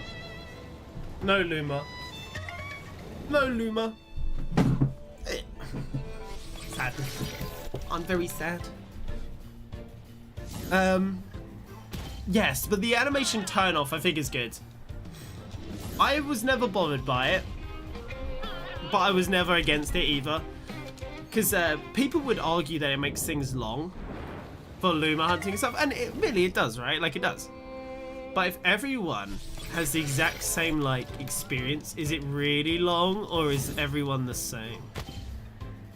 There is a like you know, it's true, it's long. But I feel like people kind of when they talked about it, they always made it feel like an unfair advantage or something, or like a disadvantage, even though everyone is the same. But either way, I am happy that it's in the game. It definitely, I think it makes it better for streaming the game. Like these encounter rates are so fast. Even with a 2i with one of the lowest spawn rates in the game, the spawn rate affects how fast they spawn in the radar. It is just quick. It's nice, it's quick, it's snappy.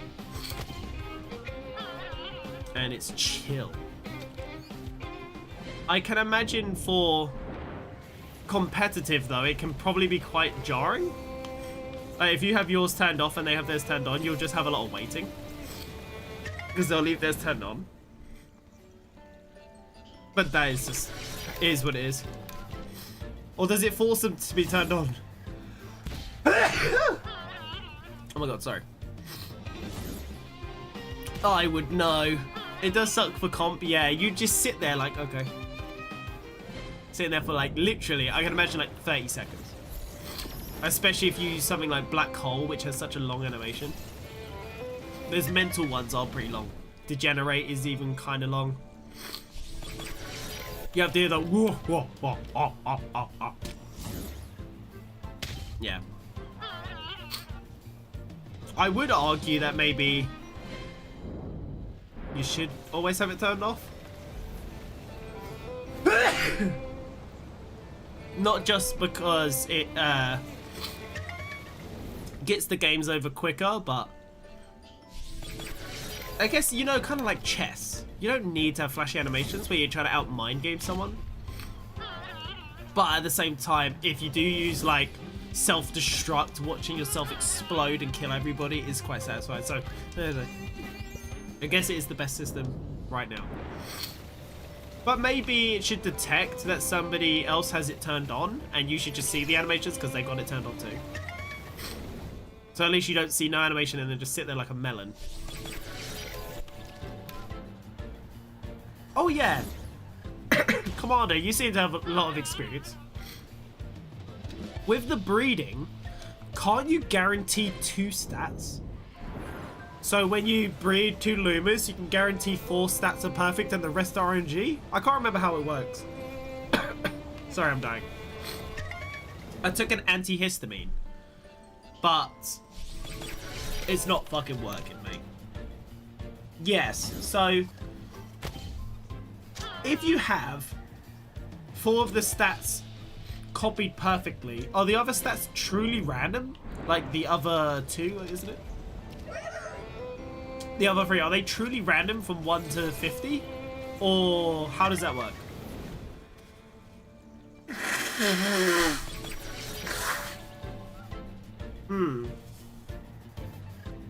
Cool. Yeah. Done. Flying my nose, it's disgusting. Sorry. But yeah, as long as you give each time a DNA strand, you guarantee 2 stats. So you're telling me, when somebody breeds a perfect Tem, they basically nail a 1 in 50 3 times in a row in a single egg. Okay. So they have a chance of being the first Tem stats, the second Tem stats, or the average. What's the chance of it being their stat? Because then... well, because that makes it really hard to get better stats, right? I guess what you'd want to do is have like 1 Tem with 4 perfect stats, the other 10 with like 5 perfect stats, just through pure luck. And then guarantee the ones that don't overlap. Right? That must be quite weird. Yeah. Basically, you do a lot of maths and make it so you have terms that share stats and perfect, and then, yeah, you got it. Yeah, cool. That seems like a fuck ton of work. Like, I've got so many Lumas, and I probably don't even have the correct overlap still. So when people were breeding perfect eggs, like early on, they must have been like just so lucky, honestly. I did it 2 or 3 times. It's satisfying when it works. Yeah, I'm sure it is. I would love to do it on stream, maybe. Maybe after this radar. If you guys would be down, like maybe you can talk me through my first breeding attempt. I probably don't even have any kudos for breeding outside of like if there's some for like that you can get on the Tamer Pass quest. I don't even do those though. Those are really annoying. But then you want it like, oh my god, then you gotta talk about egg moves. Like, oh god. Yeah. It's expensive, you need a lot of breeding, so I can't imagine. Yeah, I remember in the early days people had their breeding stocks out. Like these people must have been like fucking black market salesmen, mate. Because doing it by yourself is gonna take so damn long. I'm gonna start catching it twice at level 95. The fun thing is about egg moves is new, etc. Pieces. Yeah, you can. You don't even need egg moves, right? You can just not, and then just put them on them later, which is really nice. Because at the end of the day, egg moves are just already really restrictive, especially when doing like side park. With the changes, I'm shocked the egg tech isn't a default 20%.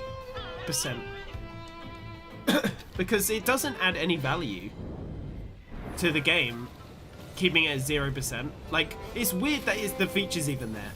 Like, sometimes it's 17% in side park, but it's so low. Like, you're telling me you want me to get my one chance at a 1 in, what is it, like 400 Luma?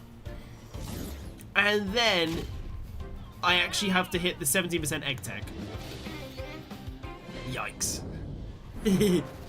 Like, basically no one's really getting it like out of 100 people each week that do get the Luma, only 70 of them are getting the egg tech. If you're doing that yourself, you know, every 100 Lumas you get in Side Park every week, you know, after 2 years, you'll get 17 of them proc. Wow. Whoopee.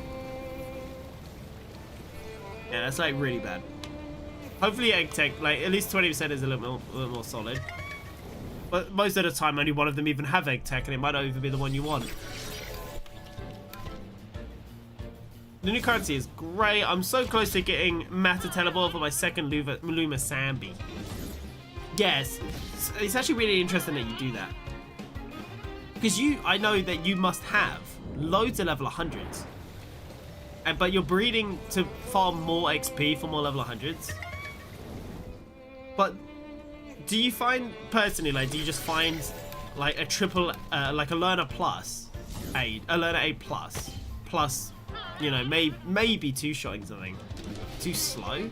Like, enough to warrant however long you're investing in a second Sambi. You've probably put in a lot of hours to get that second Sambi going. But will it really save you time? Like, it'd probably only start being profitable time-wise after another 1,000 hours. Because I know I leveled up a whole team from like level 50 to 100 with a learner aid plus. Or it was a learner aid. It was like in 30 minutes or something. It wasn't too bad. Could I shorten that down to like 20 minutes? Yeah. I guess it depends how many things you're farming up. I guess. It does depend, of course. It depends. And if it's your own Sambi, but this one's going to be a lot better, that would be sick. Of course, so you can grind away the other one. Turn it into dust.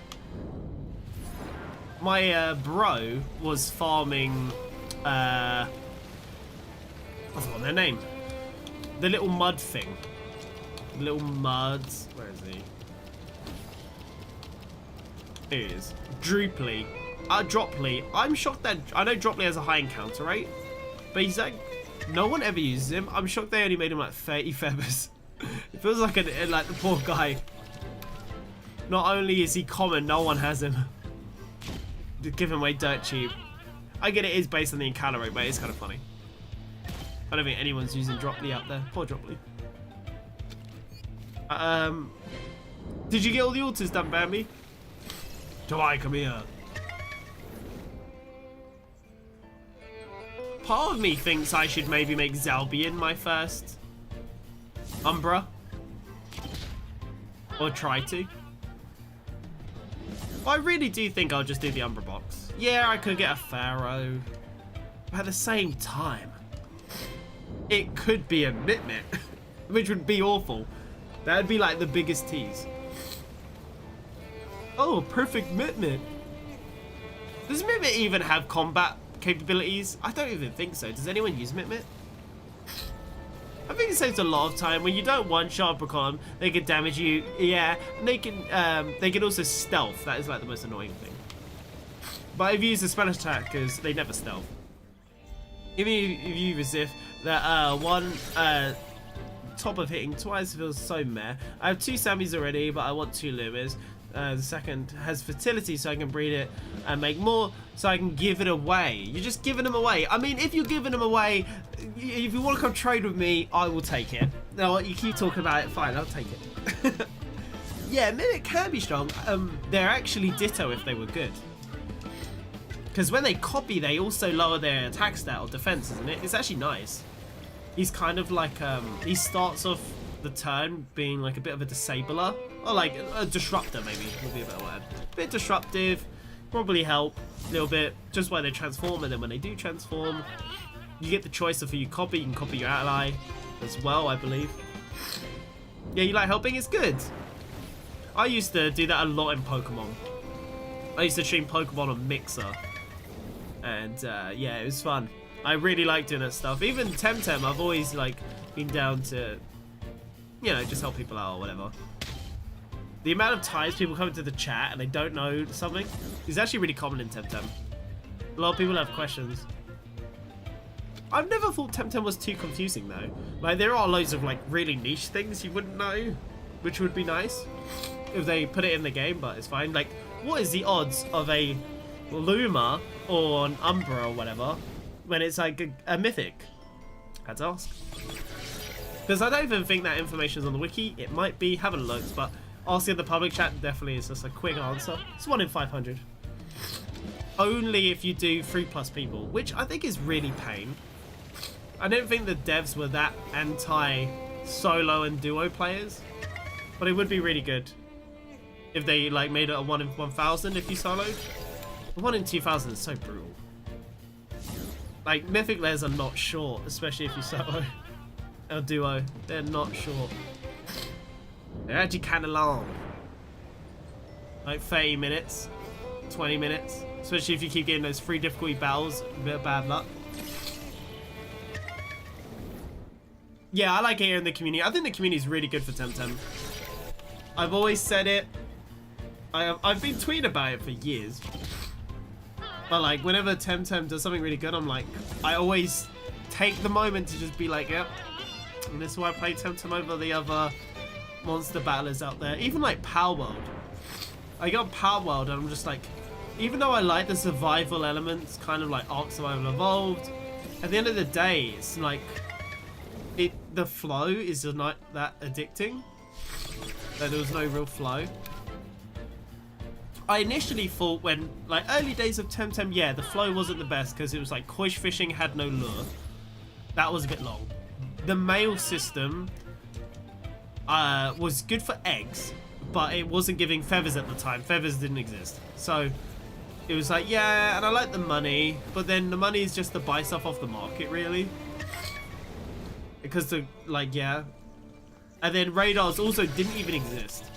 It was just Side Park. And then I basically only played every other week. Because then we only had the Luma week. So it's like, yeah, the flow's there. It's just a bit of a slow flow. But it's definitely been so improved over time. Turns out there are 2 behind battles, which I didn't see. So another trip to swap Thames. Oh no! That's not good.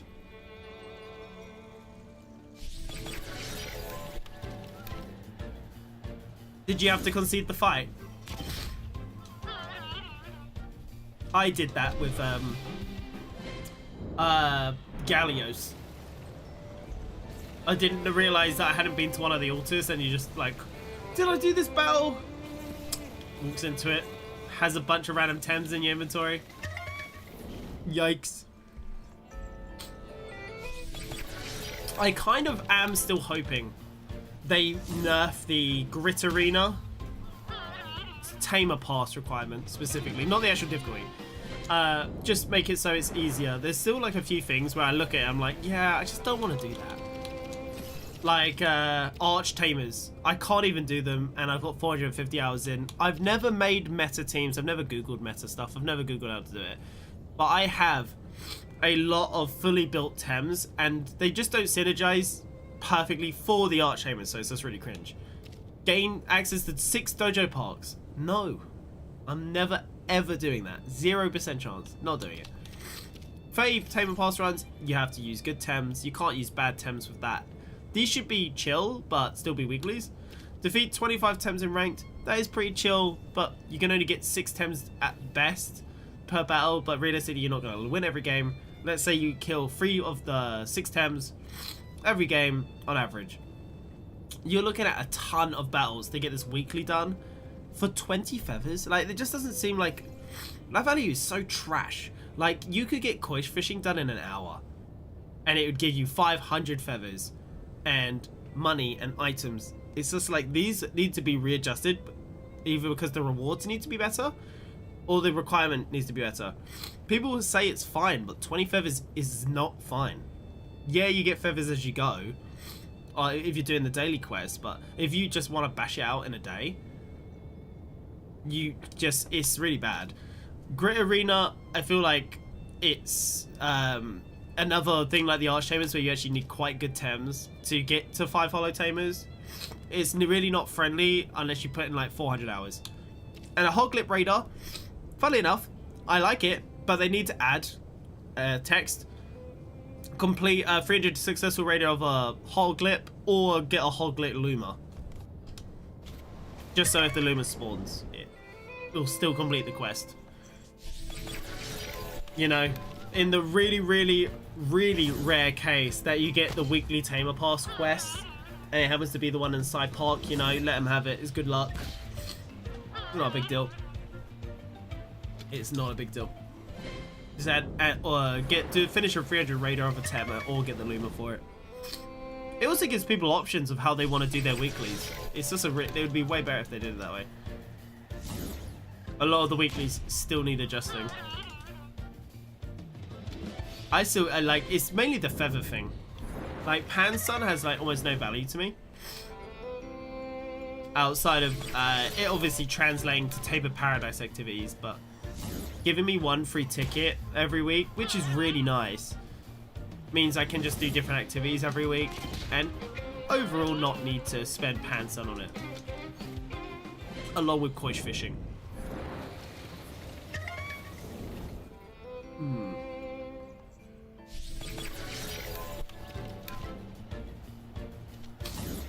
I think free Tem's in a good spot. I would maybe like the more common ones not be like 80 of them, because even though it's easy to do, it is pretty damn boring. Like, I would rather do 5 Schween than 80 Pharaohs, especially since pheromones and radars exist. Like, I just don't want to catch 80 of them. It's long. I would never do those ones. I always do the lower RNG and pheromone it or something. It says I don't have a fire team. A fire team? A fire team? Oh, Bambi, you're at the shrine. Oh, they can be dual type. Yeah, they can be dual type. Yeah, you can use size mount. They can. Bambi, are you using, like, have you looked at the typings?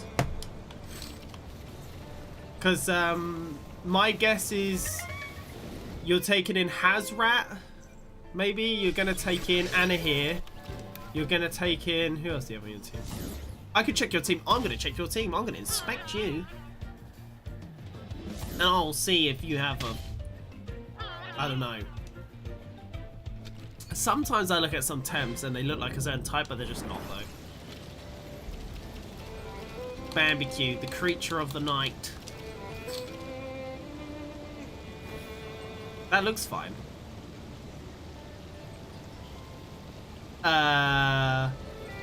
Maybe...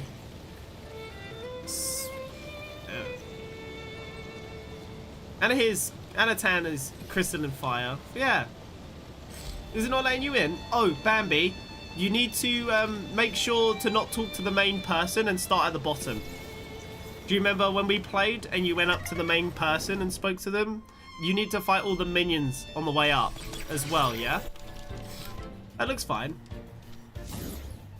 Did you TV train them? Because they'll get TVs from the battles you do, by the way. How many more chances of the loop? Guys, we got 25 encounters left of the 2i.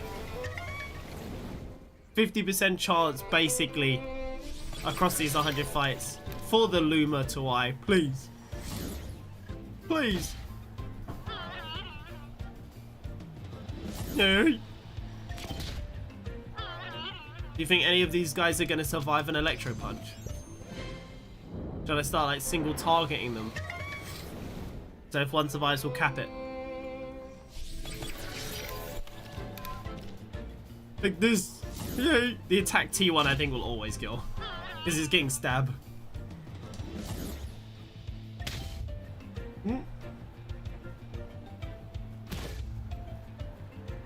Well, chat, it lived. We like that. We like that. Don't be a dick. His catch rate is actually annoyingly low. As is. Ooh, 2 perfect stats. Hello, hello. I like that. I like that, I like that. Yeah, it's good to get a few spare copies just for people or whatever. Just one hit. Oh, this one survived too. He's gonna have a perfect defense stat again, or whatever. Are you gonna have another perfect stat? He's the same level as the one we just caught. He is perfect HP. Very nice. We like that, we like that. Good little bit of breeding fodder. Oh, he spawned in me. Why are you not a Luma? Why are you not a Luma?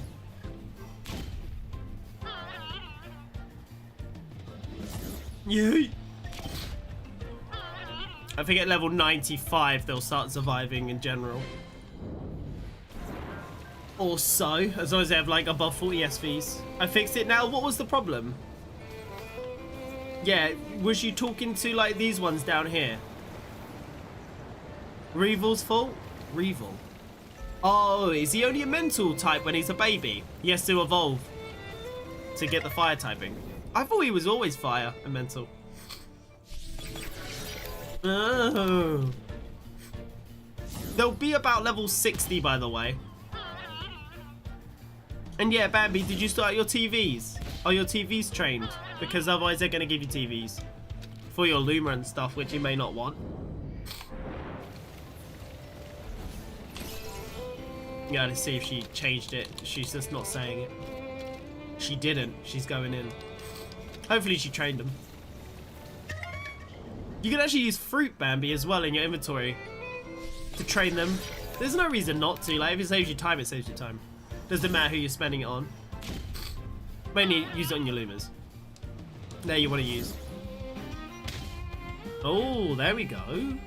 That guy's not got 50 defense or HP TVs though. Because he's actually a higher level when he survived, so it is a bit lower. But it's fine, because he could have like perfect attack or something. Let's see. Perfect attack? Special attack, speed, stamina? Ooh, you're just poo-poo. Always keep him in case you get a free tem, so you can release him later. I haven't fully TV trained, but they're my highest fire type mons, so it's fine. Yeah, you can always just use fruit to lower it back down. Also, use a mini monolith, Bambi. I gave them to you. Evolve Psycho at least, and give them good moves. I gave you like 2 or 3 of them, and you probably got some from Quish Fishing. Or you could growth enhance them. But it should be pretty chill. Guys, we've got 11 more encounters of Tuai. The Luma Tuai. Please. Give me the Luma. I don't even like Tuai that much anyway. Please. Nah, Tuai's actually fine. I really like some of the Lumas. Like, I would probably get the melee one. I think the tag team skill seems pretty good. I think it's like team-wide damage negation or something. Like, it's when there's one on the field, they get really bulky. But I also like the water one. It has spreader. You can just hit both enemy targets, which is always nice. Hey, perfect defense. Let's go. If anybody ever needs breed fodder, do let me know. I've apparently got a few perfect stats for Tuai if you need a flying dope. I got one with perfect HP and defense. Admittedly, though, I think it has to be defense and special defense, right? And attack and special attack needs to be the perfect stat. They come with like blanket combos. Commander, are you still there, by the way? I totally want your Sambies now. Now I've asked for it and I've not received it. I'm getting like FOMO. You're giving me FOMO.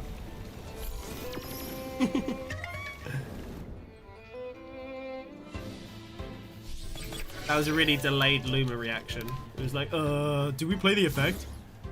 Yeah, I think we play the effect. Dun dun dun dun dun.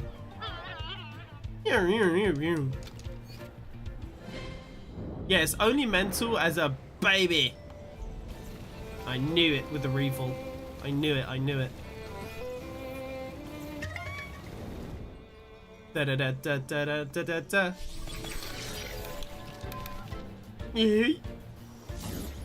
Boop. This one should just survive. I think the two eyes will probably start just surviving. Yeah. Oh, he actually didn't. He died. Damn. Because you got to remember, they got like perfect HP and they'll survive at like level 92. At like level 98, 99, surely they just kind of survive. To White Umbra? I hope so, please. Please.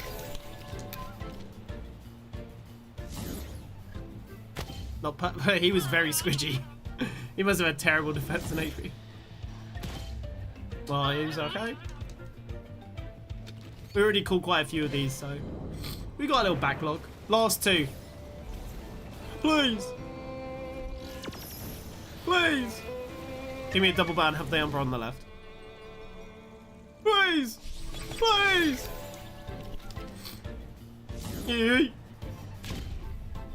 Alright, last one. Should we do another radar after this, guys? If so, which would you like to see out of these two? I only got two on me right now. Oh, I have to go get some feathers. Laptonite or Chromeleon? Radar boxes, man. I know, I heard him spawn, I swear. Oh, pain. Maybe he'll just spawn on the left anyway.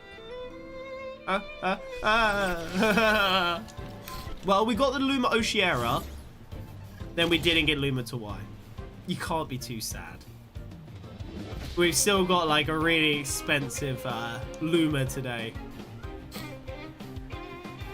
But it is something. Spending 650 feathers and not get the Luma. Digi Raid, Major, who's this? Maximum defense again, damn. I can't Digi Raid because I don't have anyone to Digi Raid with me. I'm on my own. What's this? What did I just do? Complete 300 counters with a 2Y. There you are then. Yeah, look, I had the Oshiera one. I didn't even know that was a quest. Oh, pain. Oh, pain. Hey, we got some feathers though. How many have we got? Major, me. I might go for a Laptonite. I do like Zen. Is it Zenarith or something? Whatever his name is. Ooh. Me and my panties. What the fuck? Oh my god. Can help. But yeah, you're right. It's such a hoarder. You might be, baby. You might be. Look, guys. She still didn't evolve. Also, what is your face? You really are a creature of the night. I should join you in becoming a creature of the night. I should change my head. Creature of the night. Equip. Do I have a red set or something? Yeah, look. Boom. Yeah. Amazing. I should have different trousers. A kilt. Oh, God. Yeah, look. Maybe run this. Look, I'm now a creature of the night. Run this. Change the chest piece.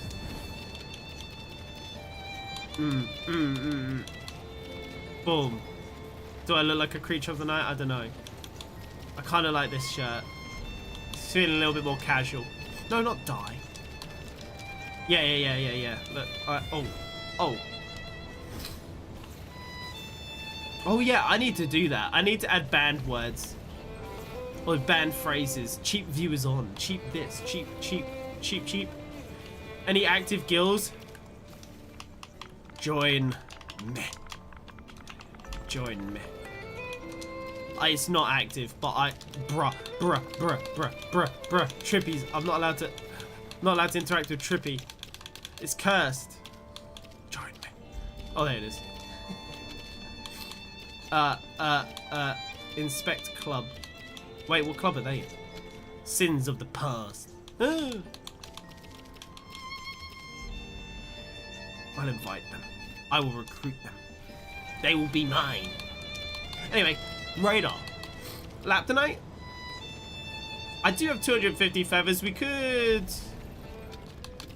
join me. Meh. Yeah. Barely get that out. How long? Oh, 3 hours. I knew I'd be online for a bit. I wouldn't mind doing one more radar. But the thing is, I don't know if I want to do Laptonite. Oh, somebody else added me? Yes.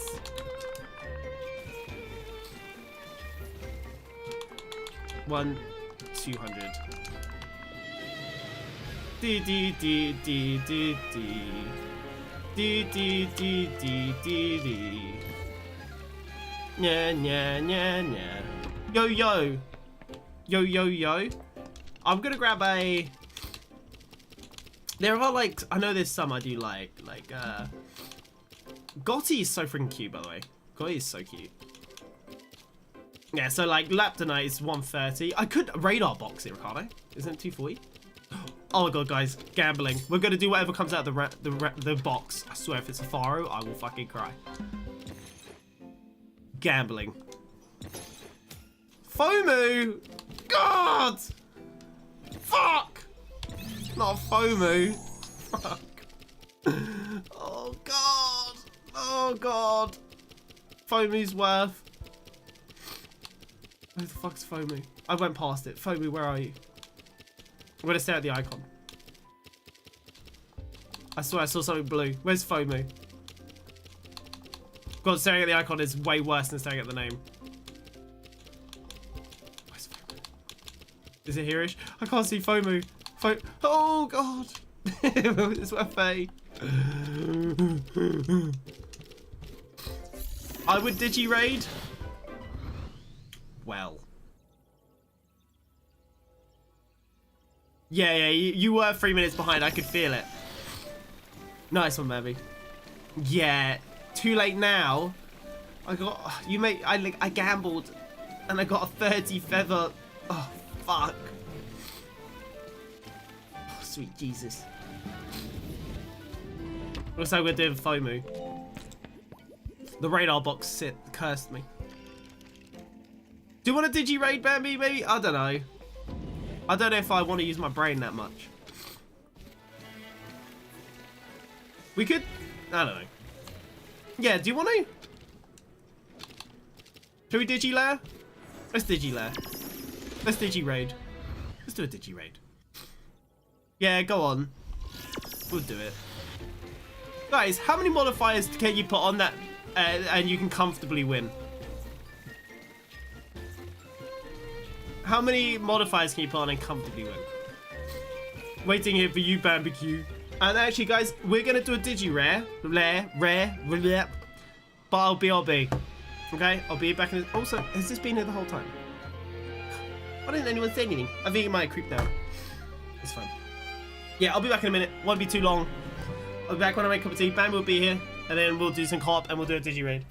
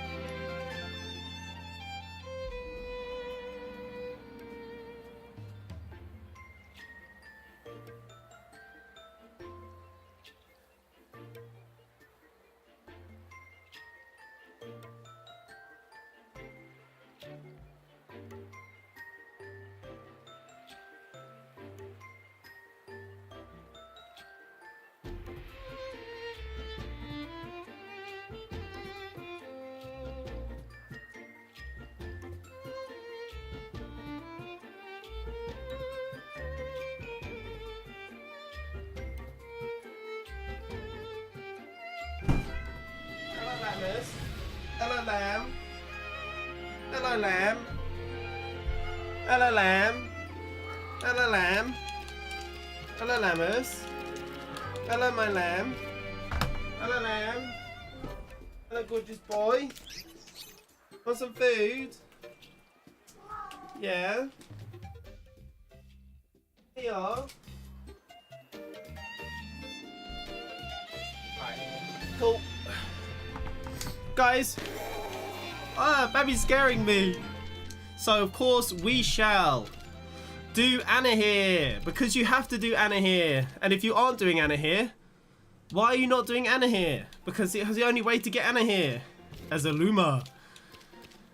So, what we'll do... I don't like... See, I'm a bit of a pussy when it comes to these. I'm like, yeah, shop prices. You get up like the shop prices, probably. Maybe like negative bonus. Maybe slightly stronger rifle level. Make it 10% harder and that's it. Like, honestly, I can't handle anymore. I get scared. Baby, does this look too crazy? Shop prices are 40% more, negative bonuses free. Like, I don't know how bad that's going to be in rivals. So we won't need extra gems. And we will heal when we rest. Apart from that, I'm like, yeah. Like, if you up this, it does improve the rates. Like, rival levels 1.25. For a 4% chance. Like, oh god, that seems so difficult. Should we try it? Like, I've never tried it. Should we try it? Should we just do it? Yeah. Maybe just see how hard it can be. Yeah. I mean, it's a 5% egg. Which isn't even that bad. Let's try it. Like, honestly, guys, I've done one digi-layer in my life. Imagine it's going to be cringe. Albion, very nice. So we'll start with heat up. Grab electro punch. Let's do turbine and yeah, the whip. Good coverage. Gonna grab the 10 because it'll be level 100. Right? Oh, 97. Yeah, it'll be good. Hook is always good. Has he got the thing which is special attack? Yeah. Cool. So we're going to go for Inner Spirit. Let's go for Dust Vortex, I guess. Yeah. Oh, we're going to go for, yeah, Dust Vortex. About the same as Earthbreaker, but takes less charge. And then as our general combat attack, I guess maybe the Visage. Yeah. Well, I guess Hook is fine. Maybe we could do... Yeah. No, I guess that's fine. Dim Mac is good. But yeah, yeah. I like that we have Inner Spirit. Maybe I'll do, yeah, I think we'll do the Massage. Just for like a higher damage spam. Hook is for the attack boost, then the coverage with Dust Vortex, or hopefully one shot. Yeah. Oh, actually, I only want to use special attacks. My bad. So we want, I guess I'll run 2 of these, like Dim Mac. Yeah. Dim Mac is a flat 130. Ignores sleep, I think. His special attack stat's basically not good, so you want to lean into it.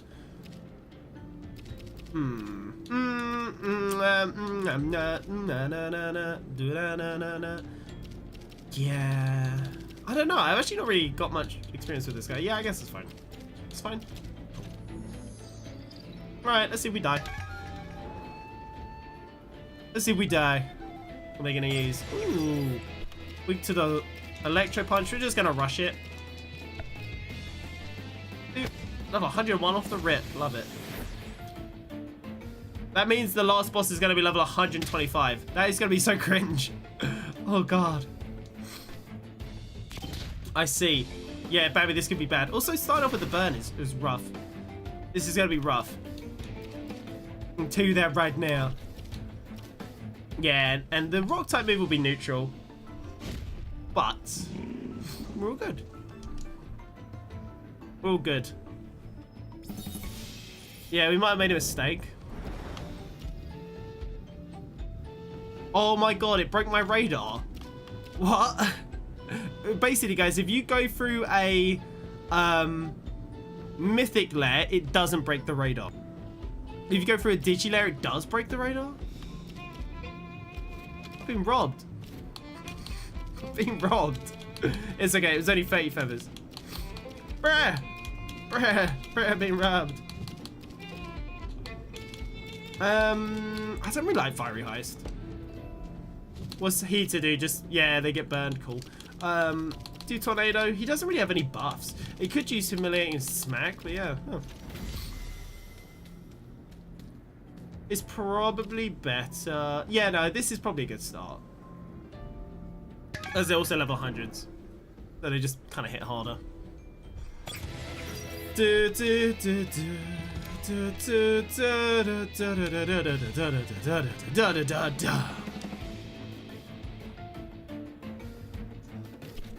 Yeah, I think a heat up would be good. As long as it survive like one turn. Heat up into Electro Punch should probably kill. I thought they would beeline Zalbian, but was kind of hoping they wouldn't. Tornado's gonna actually rip it up. I do have the fire resistance now though, so Tolkien isn't gonna hit out or like do a big fire move, but yeah, that's still kind of scary. Da-da-dum. Turbine? No! Oh, he didn't die. You make me sad. You make me so sad. Yeah, so the fire damage can do a lot. Here comes the electro move. Boop. With the heat up, one shot. Fainted Curse. I'm not going to take a Tem here, by the way. I don't want Piggy Pick. I don't think Piggy Pick's going to do too much value. Does it do 130 regardless? No, it doesn't. Oh, it actually will. Yeah, no, it's fine. That's exactly 130. I thought they had to be asleep to do 130. For a second there, I was a little bit worried for my life. But yes, I think I'll take a gem. Guys, in these Digilairs, do you recommend bonuses at all? It's quite long. Maybe a bonus would be good. I'll take a bonus. Once per battle, when entering the battlefield, you get 1 turn of evasion. Ooh. I'll take it. Grialis for a mythic Bambi. I literally just got this gem and I'm getting rid of it for so much stuff. Hopefully this sets us up. So block might be good, just at a glance. Ninja Jutsu, maybe hook kick, earth wave. What's crystallize? 2 turns of defense, but 1 less speed. Block is just 3 defense. Okay. It does give immunity, but yeah, kind of weird. I think Crystal Bite would be worth it. Maybe have a Ninja Jutsu.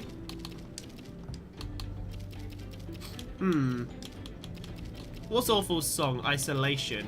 Special attack, not interested. Rend is a very good utility.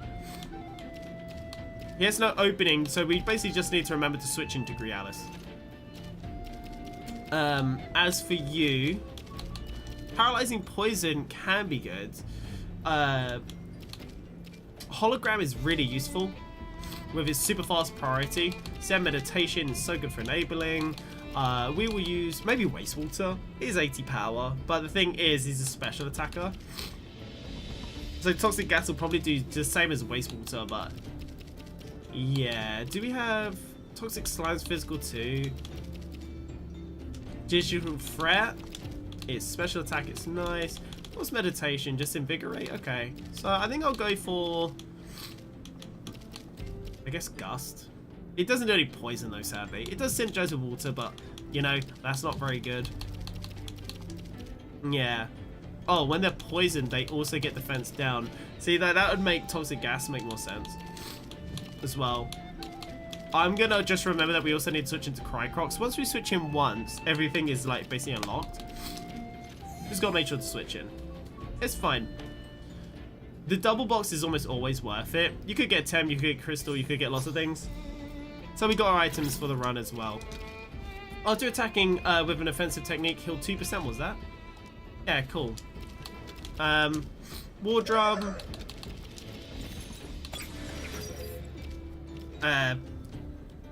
Yeah. Fire, reactive vial, talisman. Guess the reactive vial wouldn't be bad for him. When switching in with Cricrocs, get the baton pass. The baton pass would be better on someone that I'll open with. So maybe put it on him. Or rather, fire chip, sorry. Fire chip for him, but then Grialis. I guess we could baton pass it and talisman the other one. It doesn't really matter too much. It won't make too big a difference. Who's faster? I imagine you're quicker. 145, 16. Grialis is very quick. Cricrocs is kind of slow. Yeah, okay, Zalbian it is. Yeah, Zalbian's good. Alright, let's go. I'm gonna start grabbing gems now.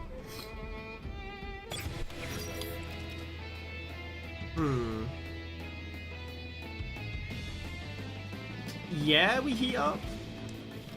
Then we switch it. Actually, well, we got evasion, so they might double. They're gonna beta burst, outspeed Venks. Venks is gonna use like unseen blow or something. So they're also a melee type, so this won't do much. Is it either of them?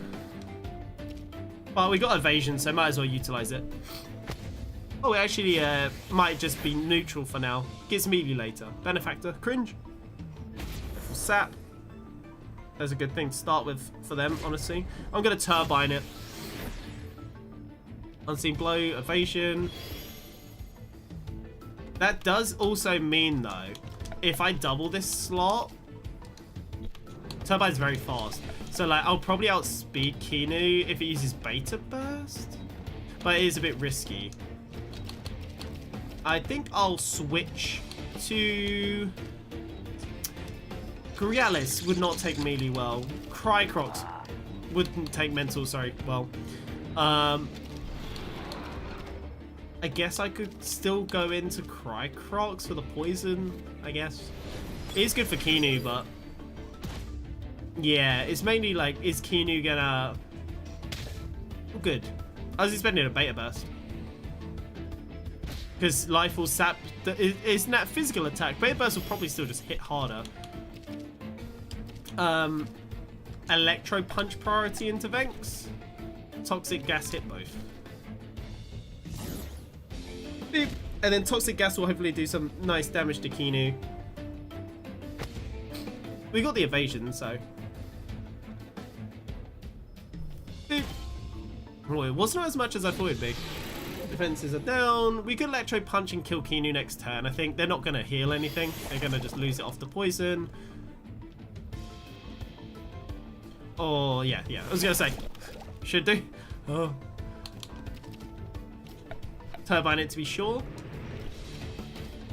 Could use hologram, but digital threat. Like this. Boop. Kinu dead. Fangs has no stamina. Plus digital threat. Oh, it didn't kill. Cricrocs is a special attacker. That was what, 100 and something power? Sus. I call sus. Pain. Eat a savage suplex at the end. Pain. Pain. Is what it is. And honestly, that was one of the easier fights. It's only going to get worse. It's only going to get worse, dude. Let's go for the Mythic Jewel. We do have a Bomb Plus. We'll use it.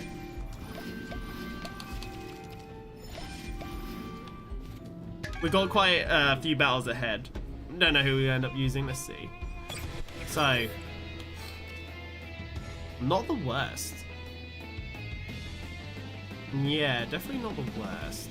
Might go straight for the damage. On the Valorant. He's got fire. He's got water. Yeah, no, Mastione.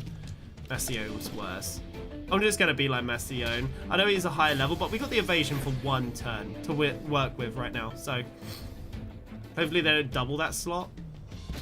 They doubled that slot. Mastione's water fire, right? So next turn we should be able to Dust Vortex it and outspeed it, then kill it with that. And Turbine the bird. It would be neutral, but it's like, will I survive another turn? Potentially not, so I'm not going to heat up. Bam, we got a Jewel. Oh, is Asuke not weak to mental for being melee? I guess because of the rock typing? Maybe? Was that... Oh, was that a wind move? Yeah, this will be neutral. That is a hard-hitting Turbine. This is what they bring out. Kazuma. Weak to ground. I'm weak, though. Quad weak right now, so... I will go into Grialis. And we're just going to use Hook, and then next turn, probably Dust Vortex. The Hook would get us, like, we'll basically exert ourselves next turn, but it should be fine as long as it, like, one-shots. Hook do a bit of damage, attack boost, and then one shot with Dust Vortex. Or come close to. I think the flying typing might not make him weak, though, and it will need a bit of a crystal hit as well. We'll just have to see. That won't do too much. Yep. So we're going to try hit it with a Crystal Bite. Just want to check. What's your ability? Resistance. When getting a negative status, decrease the turn by 1. I guess that's for a charge up of a move. Could use Inner Spirit to try and absolutely wreck the Valorant. It would be a HP trade. But it also could be really good. And then believe in the Crystal Bite kill. I know it's a bit of a gamble. But if both hit, Valorant won't even move unless it fire over. Well, shit. Oh, nuts. I thought that guy was quite quick, no?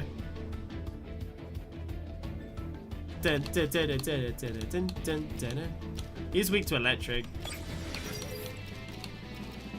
I guess I'll kick it in the face. Halfway doesn't actually do... It does do more, but... Yeah, I'll just punch it. It's out of stamina. We should be fine. Oh. For some reason, I thought Poison was weak to ground, but so it would be neutral. I don't know what's wrong with me. Is Pokemon Poison weak to ground? I don't think so, actually. Maybe I'm just an idiot. It could be a thing. Should pop into the shop here soon. Take another crystal. Could go into the shop. Could also open the chest, then heal. The chest has a chance to give me a mythic gem, you know. That's always nice.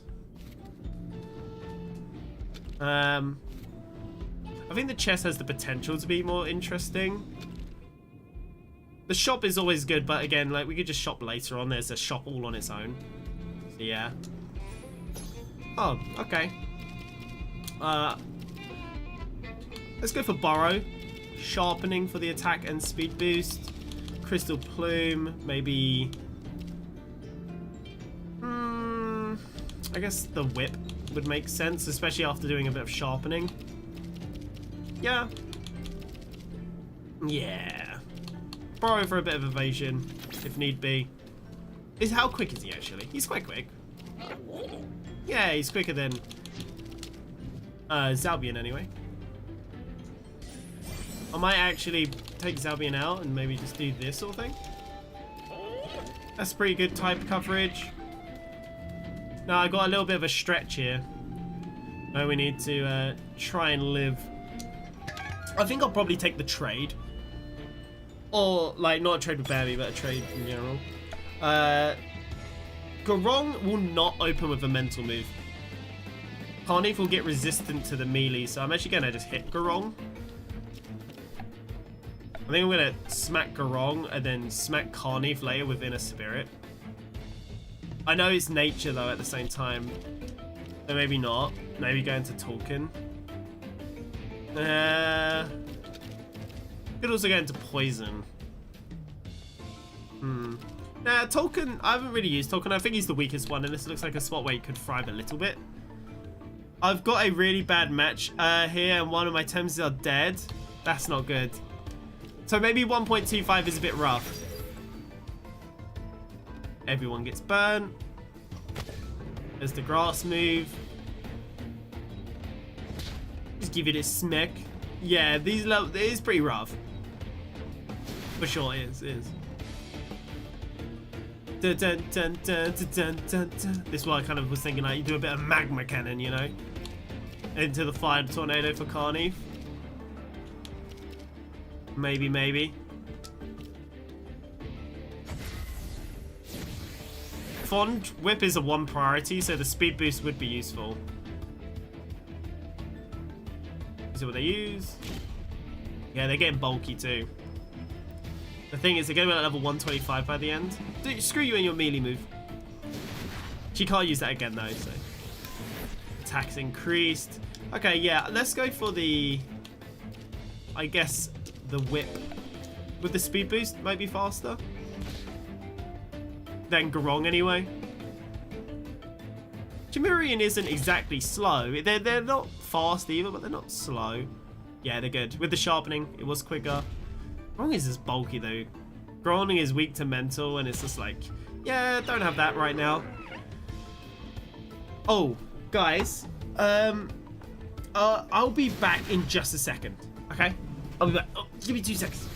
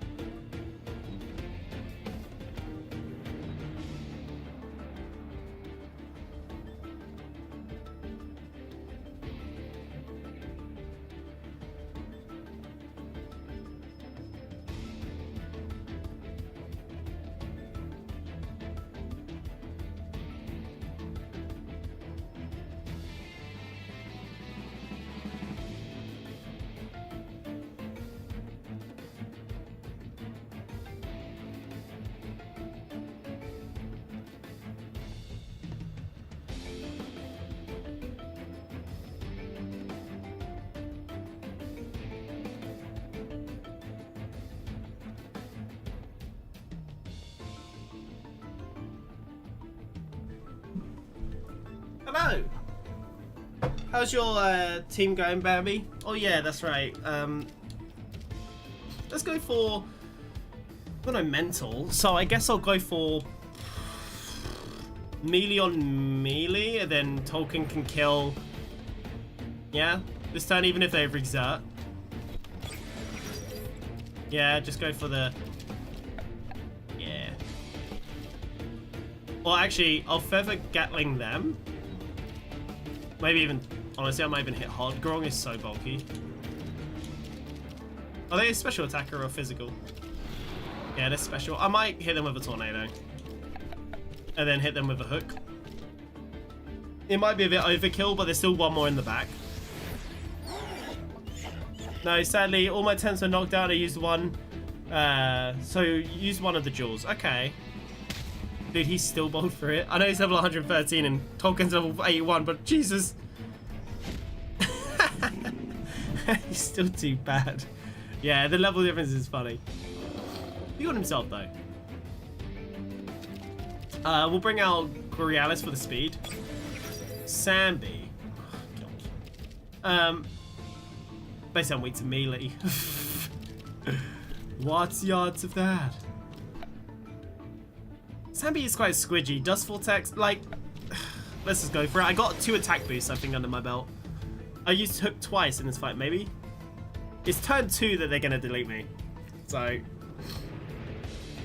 just go for it. I guess. He's gonna be resistant. Yeah, no, that's it. Oh, I was hoping I'd be quicker. Why did you do this to me? Why did you do this?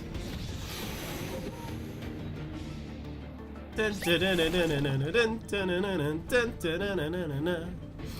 don't think Crycox has any priority moves. Yeah. And then I have this hologram. I can kill them with Digifret, but Dust Vortex was quicker for head ram. Maybe they don't have a high priority move. Oh shit, they can spam. Why did they not head ram? Fuck. I'm having a bad time. Bambi, what have we learned? Maybe it's too hard for our measly small brains. So let's just do some maths. So you're there. Let's say you win.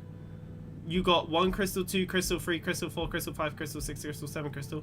I've got this 1 crystal, 2 crystal, 3 crystal, 4 crystal, 5 crystals. We could do it. Even if we lose 1 each. Just can take only crystals. Maybe? Squad loses half their health. Get a random bonus and a jewel. Bambi, did you only lose 1 jewel when you died? Because I could just lose 1 jewel and just get, like, you know, lose my health. But then, like, yeah, it's fine. Just 1 jewel. Yeah, so I could take this, get the jewel, die in the next fight, then get revived, kill them, do another trade shop, do the single easy battles, then do the triple hard battle. Plus, if I'm lucky and I win, that'll be great, but it's not gonna happen. Yeah, so I'll basically get the gem to pay for my revive. But now we get 2 things, so yeah. I think that's a good thing. Long term, basically sacrifice a jewel. We could do it if all goes well. Quad weak to electric, just gonna smack that, hope for the best. They're gonna be quicker than me though with a water cannon, I know they are, yeah. But it's fine. Yeah, this is rough. Like this.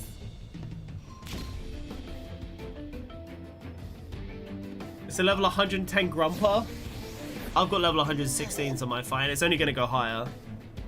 It'll go up to level 125, I think.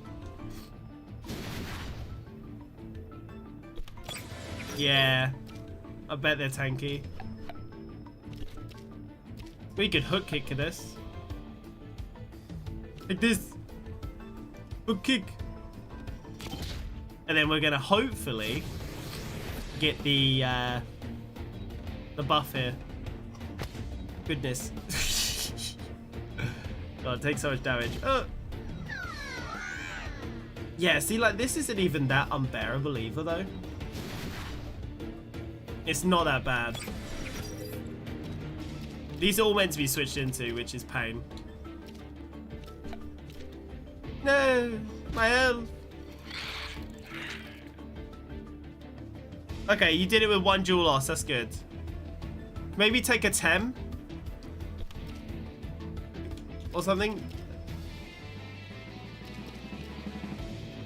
Nah. Is there any reason to stall out like this? Probably not. Oh, God. Oh, God!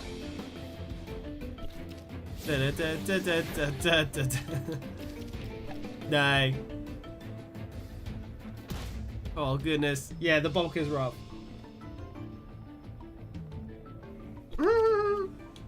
They'll kill themselves.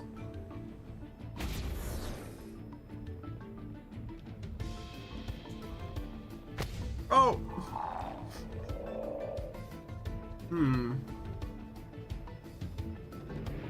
Yeah, you should always take the 2 chests for the most part, maybe. I haven't looked at... Oh no, Bambi. We failed. Look. So it's not just 1 jewel for me and 1 jewel for you. It's combined. That's how little we did Digilez, guys. So, if we spend these 3 jewels, you would need to... we'd be able to get enough jewels. Like, I could win every battle from here, get 3 jewels back, but then you need to win every battle. 1, 2, 3, 4. As you know, not every battle, but you got to win most of the battles. And you got 2 triple difficulties later on. Yeah, it does go up each time. Yeah, I knew that, but I didn't think it was combined. Like, I thought we was in our own little lanes. So, yeah, I think we concede. Because, look, you've got a triple battle, 2 of them at the end, then a heal. I've got 1. Just, that, like, you just lost a double battle? And they're going to be higher level? I feel like we should just reset. Whatever, you know. It's fine. What have we learned? 1.25 is nutty, but at least we tried it.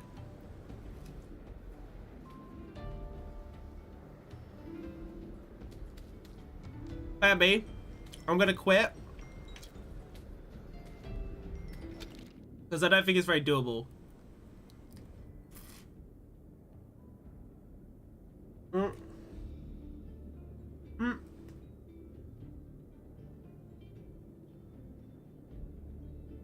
While you eat, I'll try. Yeah, but let's say you win that. 1 gem.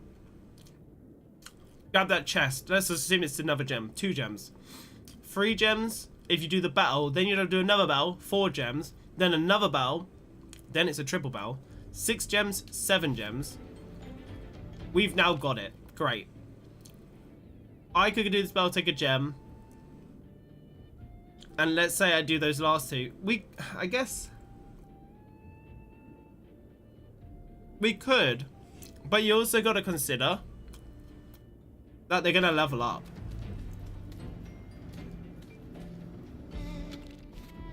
They're going to level up.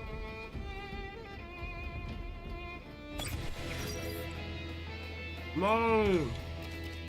I wanted Zalbian. Fuck. Like last time, I thought it'd be... yeah.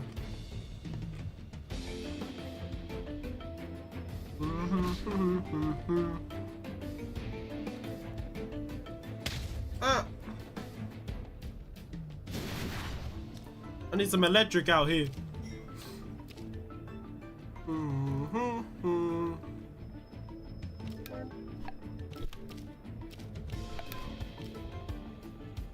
Hopefully the whip kills, otherwise I'm just gonna cry. His bonus damage from what I just did. Oh, he's faster. Great.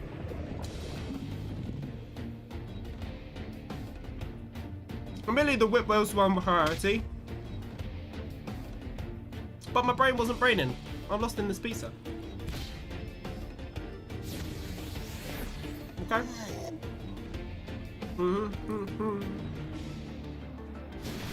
He's burning.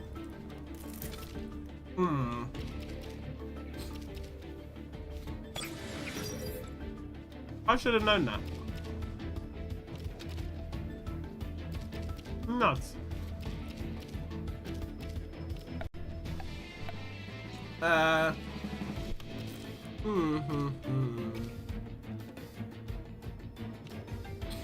need to borrow right now.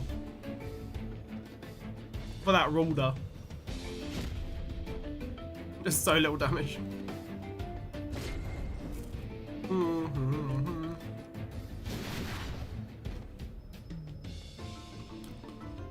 You believe in us? Alright. Alrighty, alrighty.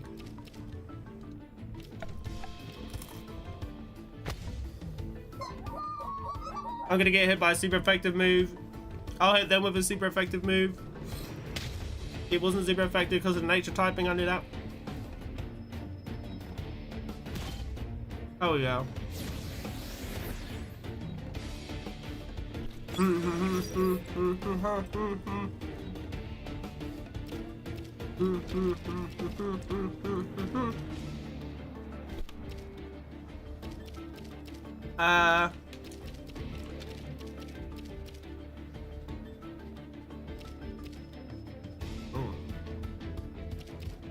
I don't think any of them is like a bad option.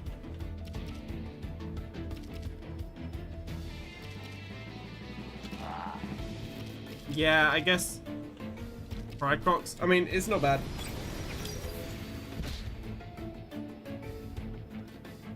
They're both neutral.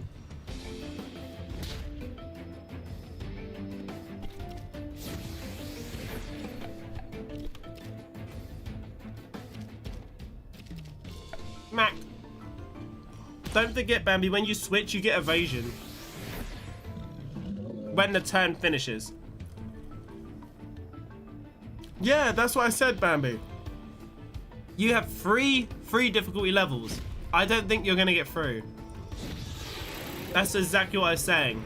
let's say you took every gem and then you died again, like, I think you're gonna die.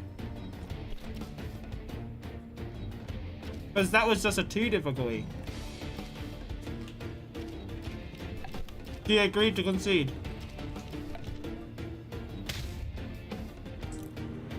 I think it's a bit nutty. I think you need to get like good RNG on Tems that are actually good, like really good.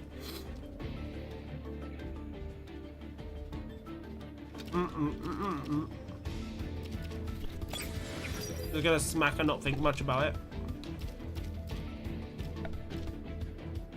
I'm so determined. I think we should concede.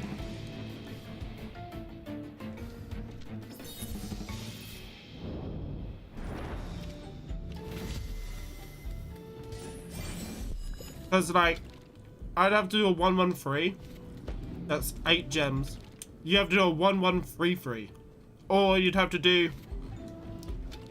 I think you should take the trade. Take the trade, then take the gem, take the gem. Take the trade, take the trade. Then get both gems from the free difficulty. Then I'll get every gem as I go and pray. I shall pray. But I think we're gonna die.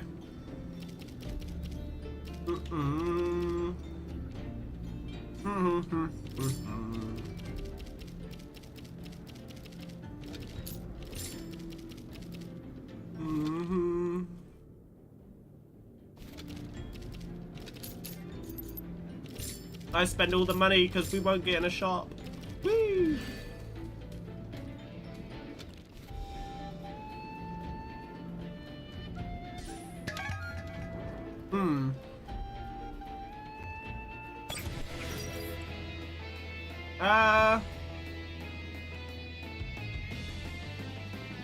Is poison super effective, really? I don't think so. He's fire, but I can kill him next turn.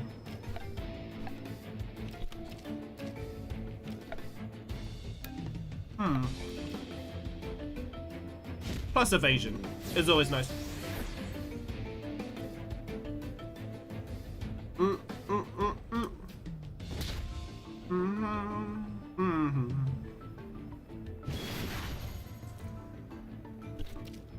One shot this guy. Borrow, maybe? It's a bit slow.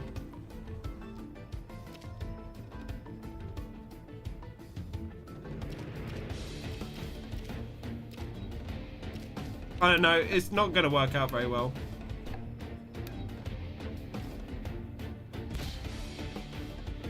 It's not gonna go well. I knew it. Hopefully Crystal Gatling Plume kills it. And it was faster. That was not part of my plan. Fuck. Well.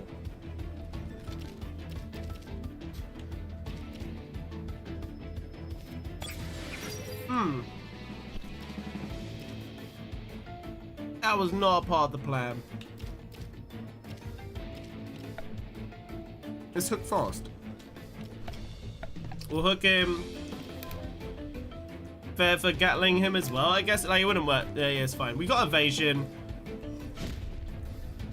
And then I'm not weak to Lowerly. And Lowerly can't use Resin Trap again. Was it gonna use Plague again or whatever? Or did it use I completely didn't pay attention. I thought it used Resin Trap and it was gonna use Plague, which is weaker. But it targeted the other slot, so I'm happy. I'll take it. Magma Cannon. Wrong one. Nearly used Tornado. Dun dun dun dun dun dun dun. Tolkien, you do no damage. You do no damage, Tolkien. And that was one of the 3 battles we have to win. And I've already lost a 10. Great. And then I'm gonna go for the trade and hope the Mythic Jewel's in there. Gambling. Fuck. Maybe it'll be good. Maybe it's fine. So I don't die to burn. Maybe it's fine. Maybe it's fine. I was gonna start with talking to burn them, but maybe it's fine. I'm gonna die. I'm gonna die. I'm gonna die. It's called weak. Don't switch. Thank you.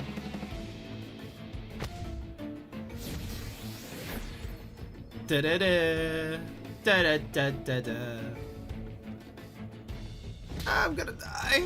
I'm gonna die. Take this. I'm also weak to water from Takai if, you know, they didn't die. So I was just like, yeah, I gotta get rid of that guy. And then, oh, my Shook's also kind of gonna beat up Usake anyway, probably with something or another.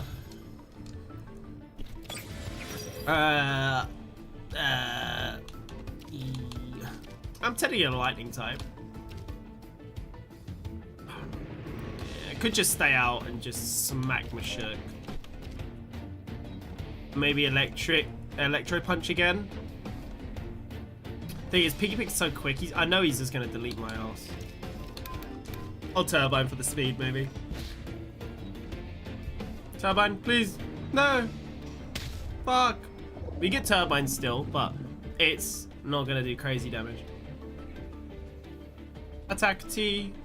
Hey. Dun dun dun dun dun. I didn't really switch on the item. I could have put, what, a nutrition bar on one of them. Admittedly, nutrition bar requires you to get smacked, and all of them are gonna die when they get smacked, so that's all good. We gotta do a poison. Poison's weak to flying. Feather Gatling. Feather Gatling. And Electro Punch, because it's the best I got. We are wind type right now, so we are resistant. Oh. We ate the Piggy Pig attack with the resistance though, so maybe a good thing. Special attack and attack plus plus. Bring out a grass type, please. What I need right now. Oh, you have a Volgan. Oh god. Oh god.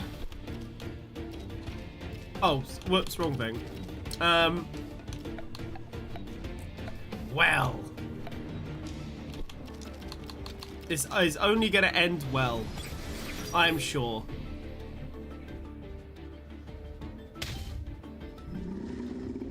No! I was hoping they'd go for Crycrocs, admittedly. It's one of those things where I don't have the switch potential anyway. And Gralis also needs a turn to set up, so...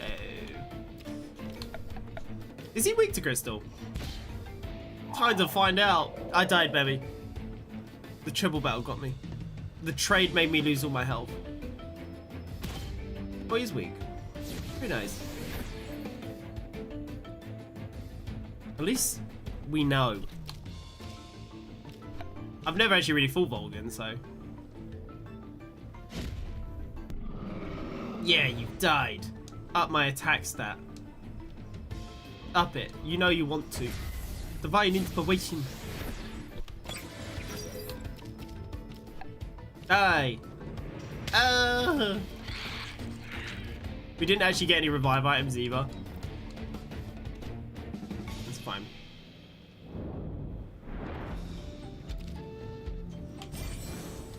One, two, three. Maybe we lost. You can concede.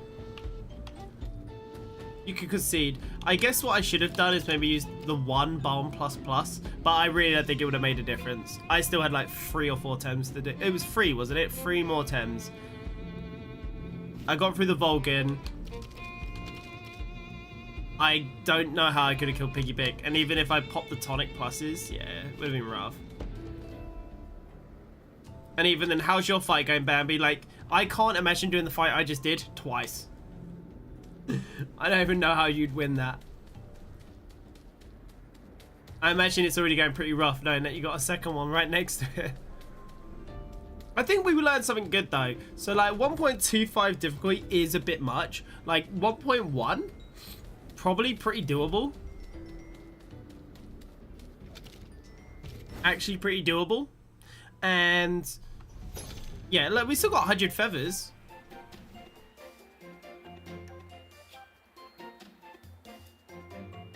Yeah, the second one would have been really harsh. Yeah, I think we did good. I think we did good. Yeah, we got 100 feathers. That's basically half a radar box or whatever. Let me just check then. So let's say we was to do Anna here. Yeah, I would have been sad if it was nothing, but that's good. Yeah, so what we had it on, Bambi, was this, 1.25. If we just put it on, like, 1.05, 1% chance, 1 in 100. Wasted 1.2, 1 in 50. No, I'm a liar. Yeah, no, 1 in 50. No, wait, yeah. And maybe, like, 1 negative bonus. 2%. We could make it so it needs more gems, but yeah, like, you know, I don't feel that was too bad. The gem bone, or like we could crank down all the difficulty and just do the gem thing. Like maybe just like 1 gem, 1 for shop prices, 1 negative bonus. I don't know, but yeah, like a 1 in 50 chance isn't even that bad. Oh, it didn't break my radar. That's good. It just told me it did. I feel like that was good though, Bambi. We learned something new, so really, Digilets are still pretty chill. Like, we cranked up the difficulty on the rivals and we still got basically to the end. And could have won. Honestly. If we, of course, maybe got better Tems here and there or whatever. We were like, it wasn't impossible. No, sorry, I don't really want to try again right now. I think I'm gonna go to the FOMO. But I feel like we learned a lot, so it's not even that bad. Like, the fact we could make it 25% harder, like everything was 25 levels more, or 25% higher than usual. It was still, like, we could die. You can die in that and it's actually still pretty lax. Like, even 2 deaths is doable. It's 3 deaths, which is bad. 3 deaths, it makes it pretty rough. Nah. Yeah, after the 3rd death is pretty rough. Yeah, that's good to know. Got the double Zelby, you know. I'm actually do a bit of Garunda and Amphitid just for a change. They're quad weak, so just to change up who you're seeing. What did you think of it though, Bambi? Like, I calculated it out. It looks like we could quite nicely get to like 2%. I think Foamy can spawn on the right over here in the grass, so they won't spawn as a bubble in on the thing. Yeah, you can do it like here. This is where I'll harm my FOMO. And it's right next to a hill zone too, so.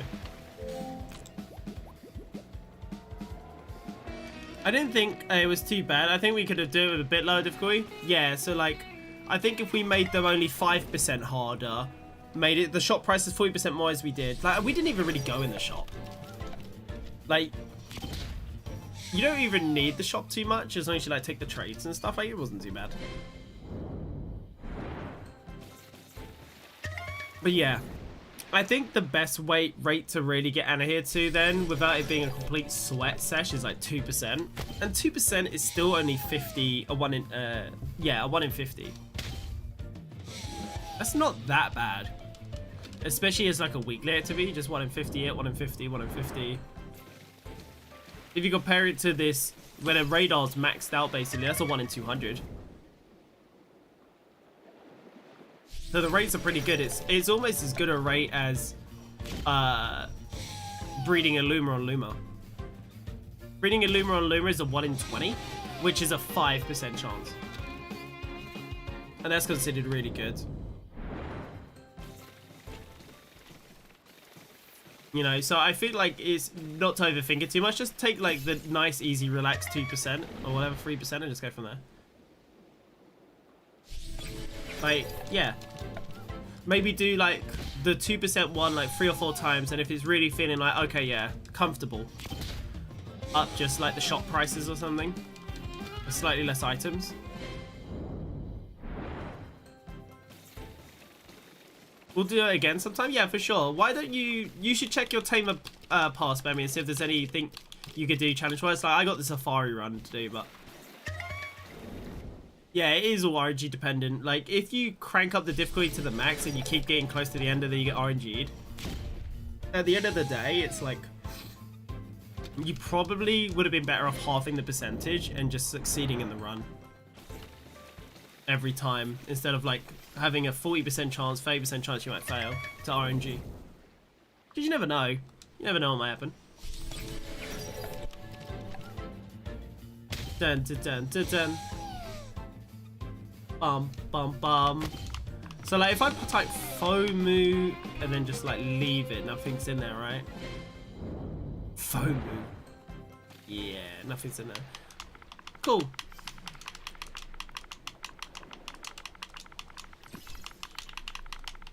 Activate.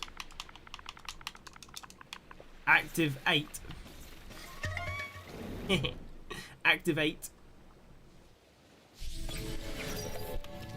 Yeah, FOMU is really cute, but ultimately sad to see out of a radar box. I actually really like Wimplop. I think they're quite bulky, and they got some cool moves. I need to defeat Fate Untamed Thames in Tem Safari. I could try. That's quite hard, by the way. It is kind of hard. 30 requires you to have pretty good, like I know you've only just gotten to the end game. You usually need like pretty okay synergy, like a lot of Zen meditation, a lot of like diamond forting, and other like quartz shield maybe. Because they get to the levels we were just fighting around like 23, 24 encounters. They'll start being the level we were just fighting in the Digi lair. They start at like level 70 and they creep up. But that's kind of the thing. What happens is you end up kind of falling behind in the, like if you aren't buffing yourself up enough, you'll fall behind, yeah. And also all your Temtem should be level 100, which I don't think yours are. Hello, my lamb. Hello, gorgeous boy. My lamb. My lamb. Wow.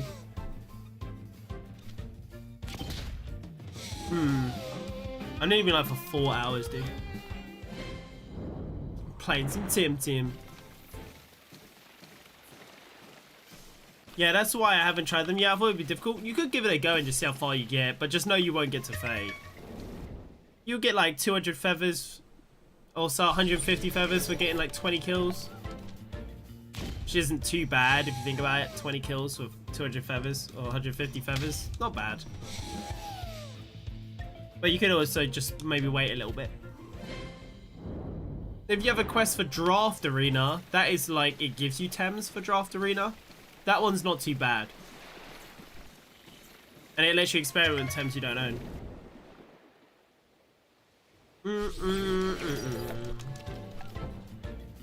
Dun, dun, dun, dun, dun. Guys, if you are watching, I appreciate it. Thanks. That's all she wrote. So I'm actually gonna check real quick. So on Facebook, of course, it's 0 viewers, of course, and it's actually only been 2 likes. That's insane. Yeah, my Facebook channel's really died because I'm taking a break. That one's kind of crazy. Twitch side is like 3 viewers, which is interesting. That's nice, honestly. Better than being like lower. Apparently it says I'm offline though, but I don't think I actually am. I think it's just the dashboard's broken. Let's have a look. I'll refresh. Yeah, it's all good. So that's fine. How is it on the YouTube side? Let's have a look. How's YouTube's stats? So YouTube is also free. But I've gone up to... I can't see because of the thing. Yeah, okay. So basically it's peaked around like 3-ish. I mean, that's alright. You know. Just for Temtem, which is pretty niche and sadly was on the decline ages. Yeah, Temtem's been good. I like Temtem. I'll always chill on Temtem. What does the bitrate look like? Let me see. Bitrate says it's fine on Twitch. There was actually a pop-up I got on Twitch's side. At some point it was like, your bitrate's too high. I lowered it down to 6K, and I don't know if that's still too high. Because I like to have a crispy 1080p stream when I can.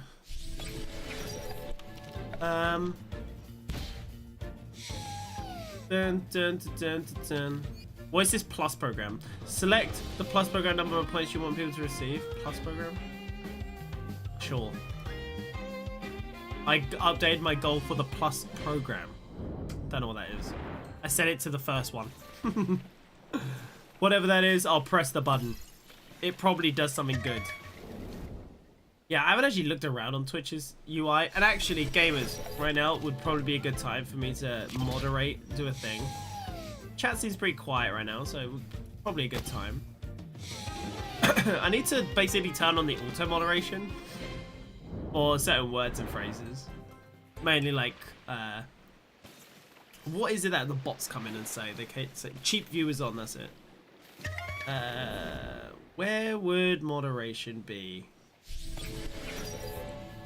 Let's have a look. Monetization, community, maybe community? No. Settings. Moderation. Auto mod rules set. Block terms and phrases. They are enter words or phrases. Let's do cheap viewers on. Amazing. Cheapest viewers on. Cheap views. Cheap viewers. We're getting every variant, guys. Cheap views. The term already exists. Oh, it knows. It knows. It knows. Yeah, cool. Cool. What else do they say? Followers. Cheap followers. Cheap followers. I'll do that one.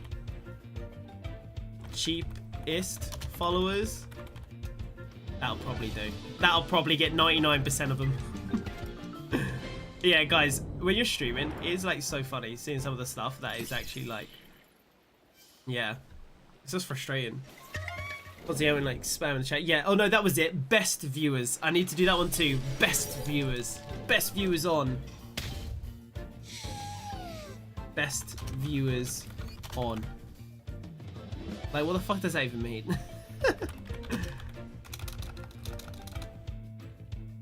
Best views on. Cool. I think that should probably cover most things. Da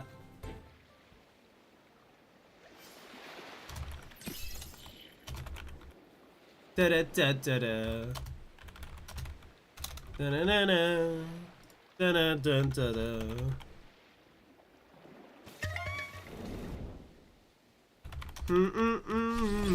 Yeah, there you go. Just adding words to the ban list, chat. I'm good now. I think that's it. Let's keep going with the foaming radar. Yeah, it's stuff like that where when I'm off stream, I just don't remember to do it. But of course, when you're live, is the perfect time to remember to do boring back-end stuff in your stream. It's ideal. Are you doing a radar, Bambi, or are you hopping off for a bit? I see you got a Taifu? What are you doing with a Taifu? What are you doing? Are you got a regular refill? What is your team? Oh, you're doing a side quest, I see. You know, I would actually really like a Taifu. I tried to do the combo for Taifu. Ah, you know, I'm gonna go grab one of those radars right now. It's Hidudi, right? I might go grab one right now. Because I keep wanting to do it. And then I forget. And I think it's a cheap one too. I actually just really like Taifu's new design and stuff. I like it. I want to make sure I got it. Oh, lovely. Wait. Didn't my alert on the left just say it did the bow past here? Like, appeared and flourished. Bum bum bum bum bum bum bum ba-da-dum, da-da-da-dum, dum. Okay, so while I'm remembering, give me like the 30. It's gonna be like 30, honestly. Hidudi's so common. Hidudi, Hidudi, Hidudi, Hidudi, Hidudi. Where are you, Hidudi? I love you, Hidudi. There's no reason to farm Hidudi. Hoish, Hazrat. Wait, what do you mean Hadoodi's not cheap as? Where's Hadoodi? Is it even Hadoodi? Am I thinking of a different Tem? Hadoodi? Hadoodi. Oh, no, it's not Kaku. Nah, those are the Saku. Fomu. Where's Hadoodi, man? Oh. Hadoodi. He's 130? I swear he's as common as Fomu. Tell me I have a Kudo. God. God! Gonna explode. I guess I'll go to Zadar. It's so cheap to fast travel now, it's nice. I have to pay 500. Like, 500 is quite a commitment, really. You can only travel 60 times with a free Tem thing. Like, that's not that many. Back in the day. You get 60 fast travels. Now, you can get 350 fast travels. For the same value. Like, yeah. Oh, doesn't foam actually spawn up in here? Oh, do you spawn up here? Yeah, you do. This place is really cute. I haven't really been up here in so long. You guys remember what's up here? I don't. What's up here?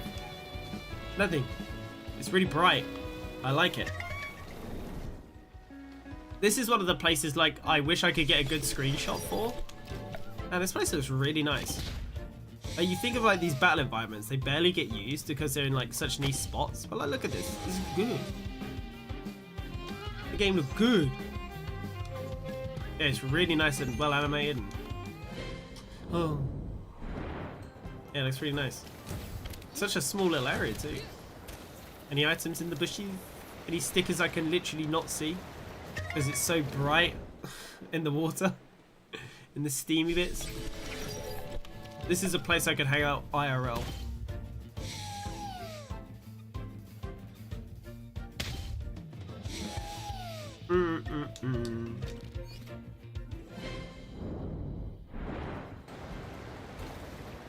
Yeah, I don't see any stickers. Probably there's some in here. Like, there must be like right in plain sight.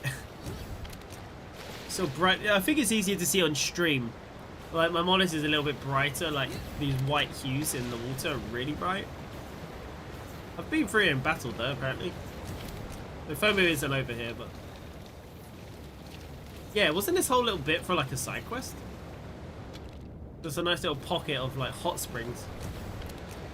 Yeah, it's cool.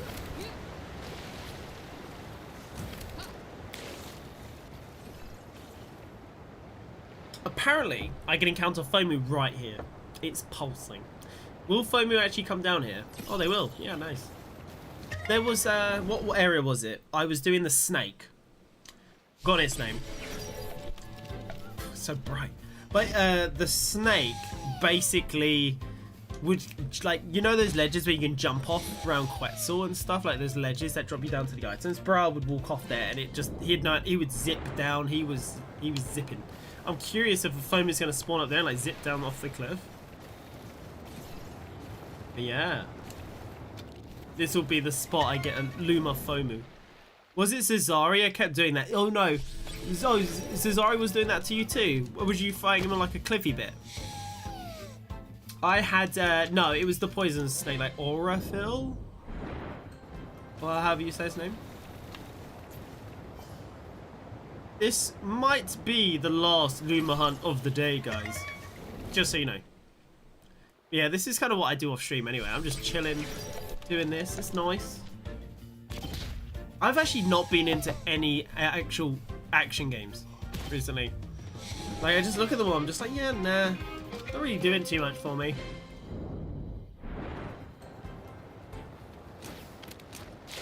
Specifically for the price. Like, what I'm hyped for right now is Dragon Quest, like maybe the potential of Anno 2, Civilization 7, like these turn-based games and stuff, which just, I'll actually test my brain more than test my reaction skill and stuff, like, especially after fighting Radon in Elden Ring pre-patch. It's just like, yeah. The trial and error gameplay just, it's not even fun that much. It's okay.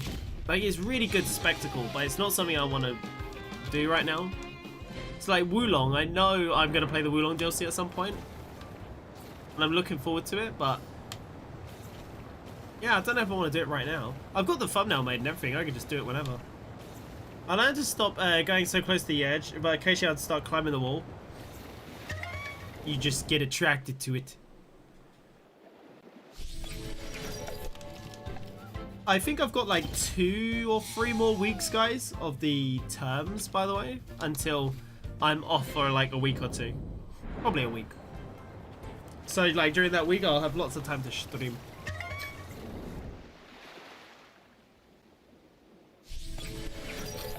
Yeah.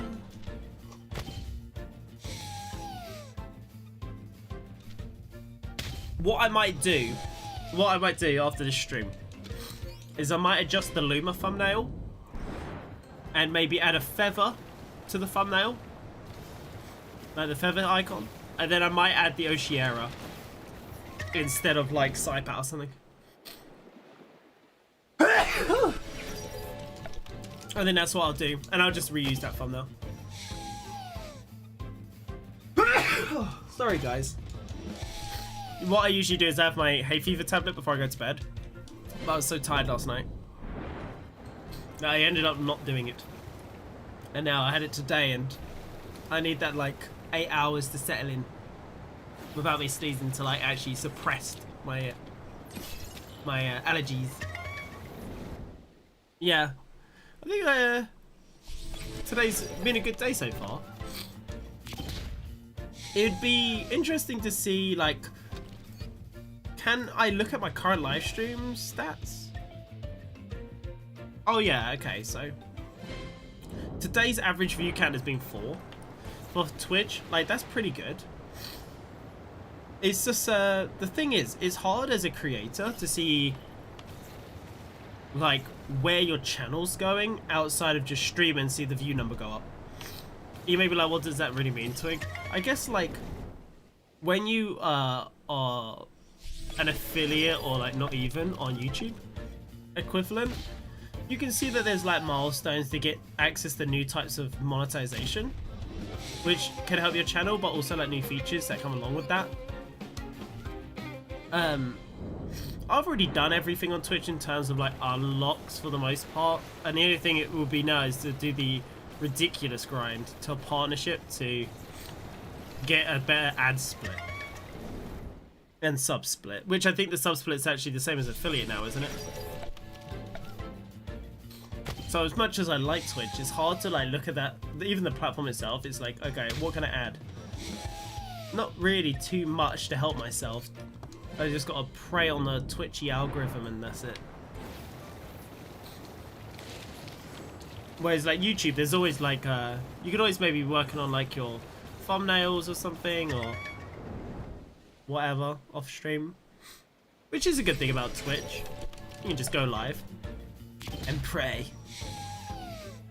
But even the Facebook side, like I know how to go on Facebook, but I just literally do not have the energy to do the Facebook grind. The Facebook grind is long and it's constant and tedious. Make meme post. Meme post, do good. With the meme post, post some shorts with the meme post every day. Maybe like 4 hours apart. Hope that does well. Then also upload video content, which isn't even good content, by the way. Just like honestly post anything that's at least relevant to the thing you're wanting to get into. Elden Ring, whatever. And then also stream on top of that. And then if you're lucky, you'll get like 1 million reach. But 1 million reach will translate to like, you know, $1,000 or so a month. And it's fucking tedious. It's so tedious. Drives me nuts. And even like YouTube's not that bad. Just upload a banger YouTube video that takes like 20-30 hours to make. Yeah, sometimes it doesn't blow up, but you know, at least you're putting a lot of work into something you can actually be proud of, rather than just a graphic which gets lost in the sway of social media slop for the most part. And it's also there for like ever. Nicely organized, easy to find, evergreen. At least to your community that likes to watch. Same as like even Temtem content like this. You see a lot of people will say like, oh, gameplay doesn't work, so don't try it or whatever. But something like this is the content that the people, like certain audiences want. So it's like, you know, when people argue you can't upload raw gameplay, it'll do bad, but then you're a speedrunner. So it's like, that is literally the content. It depends on what market you're going for, because a lot of that mindset comes from like the highly edited like Fortnite scene or something like that, which is fair, it's true. You gotta do, like, when there's loads of highly edited Fortnite clips and stuff, and then you aren't editing it, fair enough, but there's not much you can really add to it. Shiny hunting is more like a vibe in itself, or like RuneScape content. You can edit RuneScape content, get cool camera angles and stuff, make more of a narrative with the content, or a journey with the content, maybe with a long-term challenge, but yeah. Like, if I was to make Dragon Quest content, it'd probably be on the lore or something like that, and also like challenge runs. Probably would be what I would do. Homer's already level 50, by the way. Like, these guys are creeping up fast. If I was to make Temtem content, I think it would only really be these live streams. Since I'm not interested in the PvP, and I'm not interested in trying to do challenges in Temtem, and you know, that's fine. That is the content. I still can't believe we got a shiny Oshiera today. Bro, can you help me? I can't escape Kissiwa. Yeah, sure. What are you having trouble with? Like, getting through... Like, which bit are you stuck on, dude? Also, how did you get your name? Is it just Yan? But why 31? Or why 3 than 1? It looks like a bit like random, like AI generated. I guess your name's Yan, but why 3 and 1?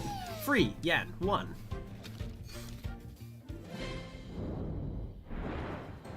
I used to have a name which had numbers and letters in it though, so like, don't get me wrong. I get it. It looks like one of those names that like the Xbox would generate for you when you first boot it up. I am I don't know, a sassy monkey 457. They always would do an animal, wasn't it? It would be like an action or a feeling or something. Happy snail. 475. But yes, how are you stuck in Kissiwa? Are you physically stuck?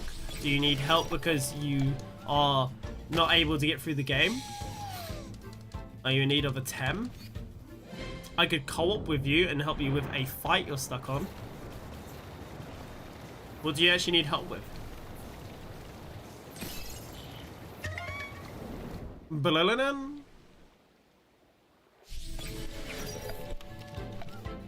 Dun, dun, dun, dun, dun, dun. I don't know where to go. Have you considered going to the way marker on your quest? And I know that is like, I'm not trying to be condescending, but it is kind of just like, you know how the quests work, yeah? You just equip your main quest and you go to where it says it on the map. For the main quest. Yeah? Because I guess that's what you've been doing. But then how have you... You can't escape? You know? I don't think you get trapped anywhere in Kissiwa. You grapple across from Quetzal. You go into town, you do the dojo leader, you go to the bridge, you go up and around, you go through Nuru Lodge, you go through to to ship, like, the, what is it called? Uhuru. You go through to Uhuru, do that section, and you leave. It looks like a, like if you scroll on the map, it looks like a orange star. If you've genuinely been getting through Temtem without ever looking at the map, and you've just kind of been walking around, that just reminds me of me when I was like a kid. I used to do that exact same thing in Pokemon. Honestly, I must have put so many hours into like walking around to actually find the right place to go. That must have been what I did. Like, I couldn't read. Goodness knows how I figured out to go into the gym. How I, like in Gen 4, going underground to talk to the guy with the red hat. Who knows how I figured that one out. Can't even remember his name. But yeah, if you need help with a battle, Yan, I can always come over and like co-op with you and help you get through the battle. But in terms of helping you actually do your quest, there is no like, yeah, you're not truly trapped or anything. As long as you've got like the main quest equipped, there'll always be a waypoint on the screen for the main quest. Somewhere on the map. Maybe you need to like look around on the map. Like left start button, open it up, look around. You might be out of town to the left or something. I don't know why, but you reminded me of the mining activity in Gen 4, which I forgot about, but I loved. Yeah, that's actually in the remake still. Yo, ding, ding, ding, ding, ding, ding. Oh, you found a heart scale. Now you can, I think it was the move tutor, wasn't it? Or something? Rename your Pokemon. Whoa! And it's all about a perfect Schween. By the way. Oh. I see. I never actually read their message.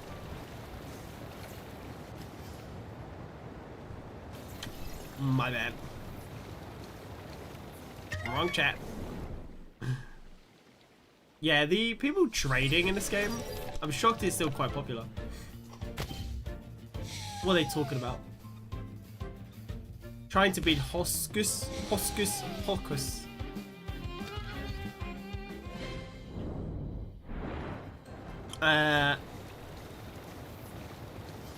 Would someone like tell me for the main story? Is that you?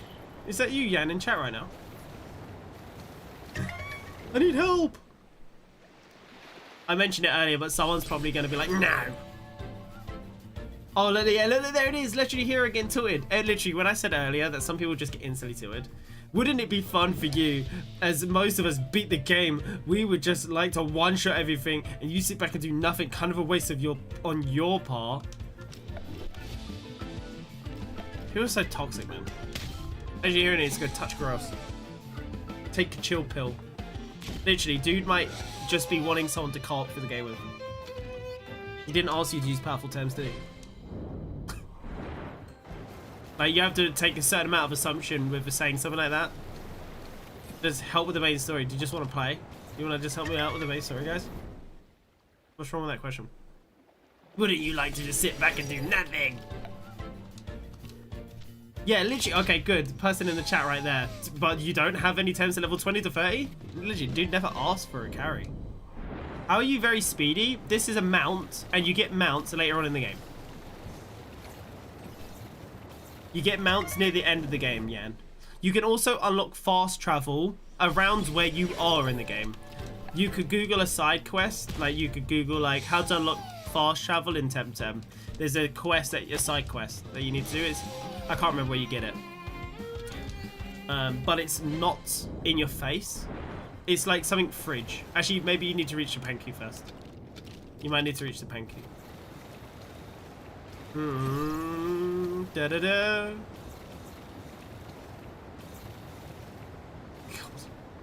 Look at these guys in the chat, dude. Why would we? We complete the game, so most of the times are maxed out. That's fair. Those aren't are probably max level. I'm not trying to do the story again, and I don't keep mine at level 30. I mean, it's true, but like, you could literally help the dude with a Koish, mate. Or something like, dude's acting like he's got none. Everyone has us. I do see their point. I do see it too, but like, then don't ask. Like, you know, don't reply. If you're not gonna help. If you're not gonna help, if you actually didn't reply, someone might see it and be like, yeah, I'd like to help. Or play. You fast in the water? This is actually considered land. It's not water. I'm just in a hot spring area.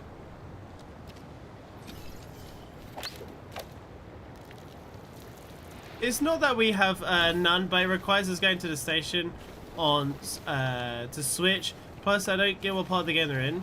Yeah, I know, but like, dude just wants to co-op. You know, obviously you don't want to do it. I don't want to do it, but someone might want to do it. Someone might want to play some co-op. Maybe people like helping other people. Maybe they find it fun. Oh no, I can't get this FOMO, he's sus.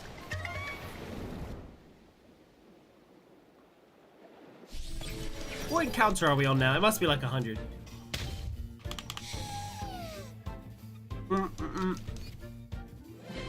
One on. 92. Most people here beat the game solo. Bro's talking in public chat. What do you mean here? In the whole game?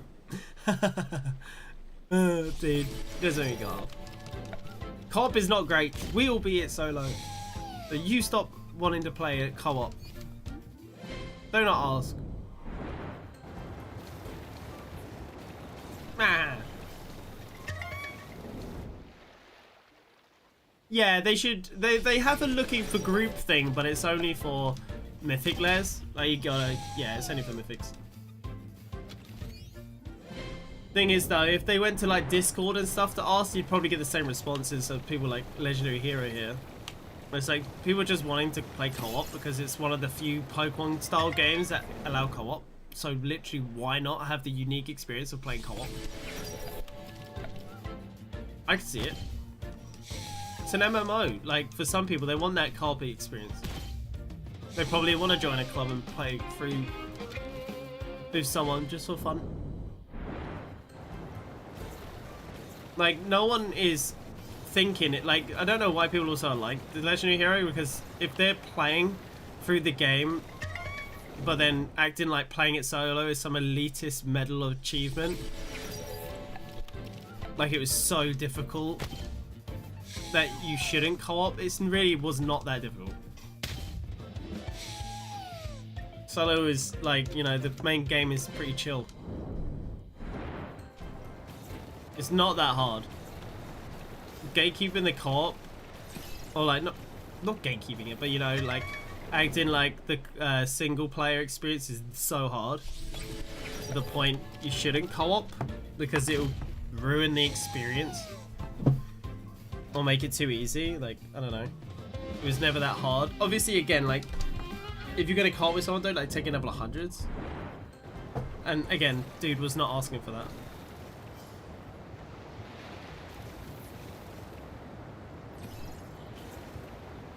Like it doesn't, like you'd have to DM them anyway to ask what they are. Like, what levels are you?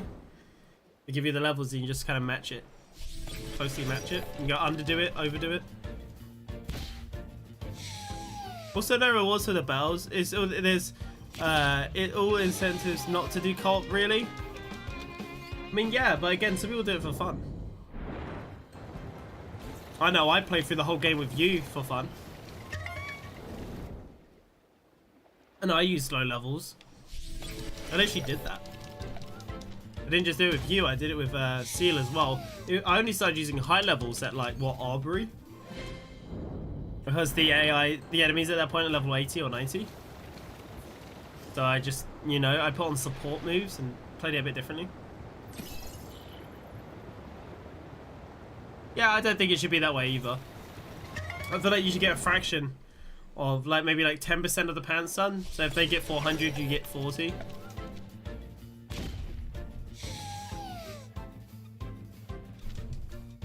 Just like a little something. I can see people right now arguing, oh my god, people are gonna farm that 40 pan sun. But yeah, that would be a nice thing to add in a patch. You'll now receive 10% of pan sun from co-op battles or something. In co-op. If it's not your first try. Time like doing the fight. Oh, sorry, if it is your second time. I don't know what I just said. If it's your second time doing it, then yeah, get 10%. What I might do, guys, is I might wrap up the stream here and hop off Temtem. And then continue this raid on stream tomorrow or something. And maybe when you join co-op, it opens a temp station screen to put your low levels in. Yeah, that would be nice. But then people would exploit that to switch out their weaker Temps or something. Honestly, no one's doing that. But I could imagine it. And actually, I might farm Foamy somewhere else. I was gonna stay there, but listen, there's no music. We need some music out here. And I know there's music up here. The mountains. The mountains and the waterfall. Changing the vibe. Oh, it's kind of weird. It's quiet. You're really quiet. But yes. I think that's what I'm going to do, guys. We've been live for like nearly 5 hours. I feel like I've had a pretty good time. Dun, dun. But yes. And travel, but only once would also be good. Yeah, anything that like make hop more streamlined would be good. Gamers, hopefully you have enjoyed watching the Luma hunting today. I'll be back, yeah, again, maybe tomorrow. If you enjoyed the like, please do follow. I've got Discord if you want to talk about Temtem in there. Or if you want to join the club, what is the club name? I don't even know how a club is. Oh my god, I'm trying to do this with one hand. There's the club. Here. Bam. It's pretty quiet though, so don't worry. If you want like a really active club, like you can always go somewhere else. But yeah, Bambi's on. I'm on. Poor Brando. Brando hasn't actually played in years. Seal plays. I know there's a few people. Yeah, Trippy, Zenwing. They still play. That wasn't too long ago that we sent a message, so yeah. Guys, hopefully you enjoyed watching. I had fun. Join our club and we will send Luma luck your way. Bambi will sacrifice a Gotti for you. But yeah, guys, hopefully you did enjoy. Thanks for watching, and I'll try and be around tomorrow for another live stream. And then, yeah, see you all later, gamers, and have a good evening. Goodbye.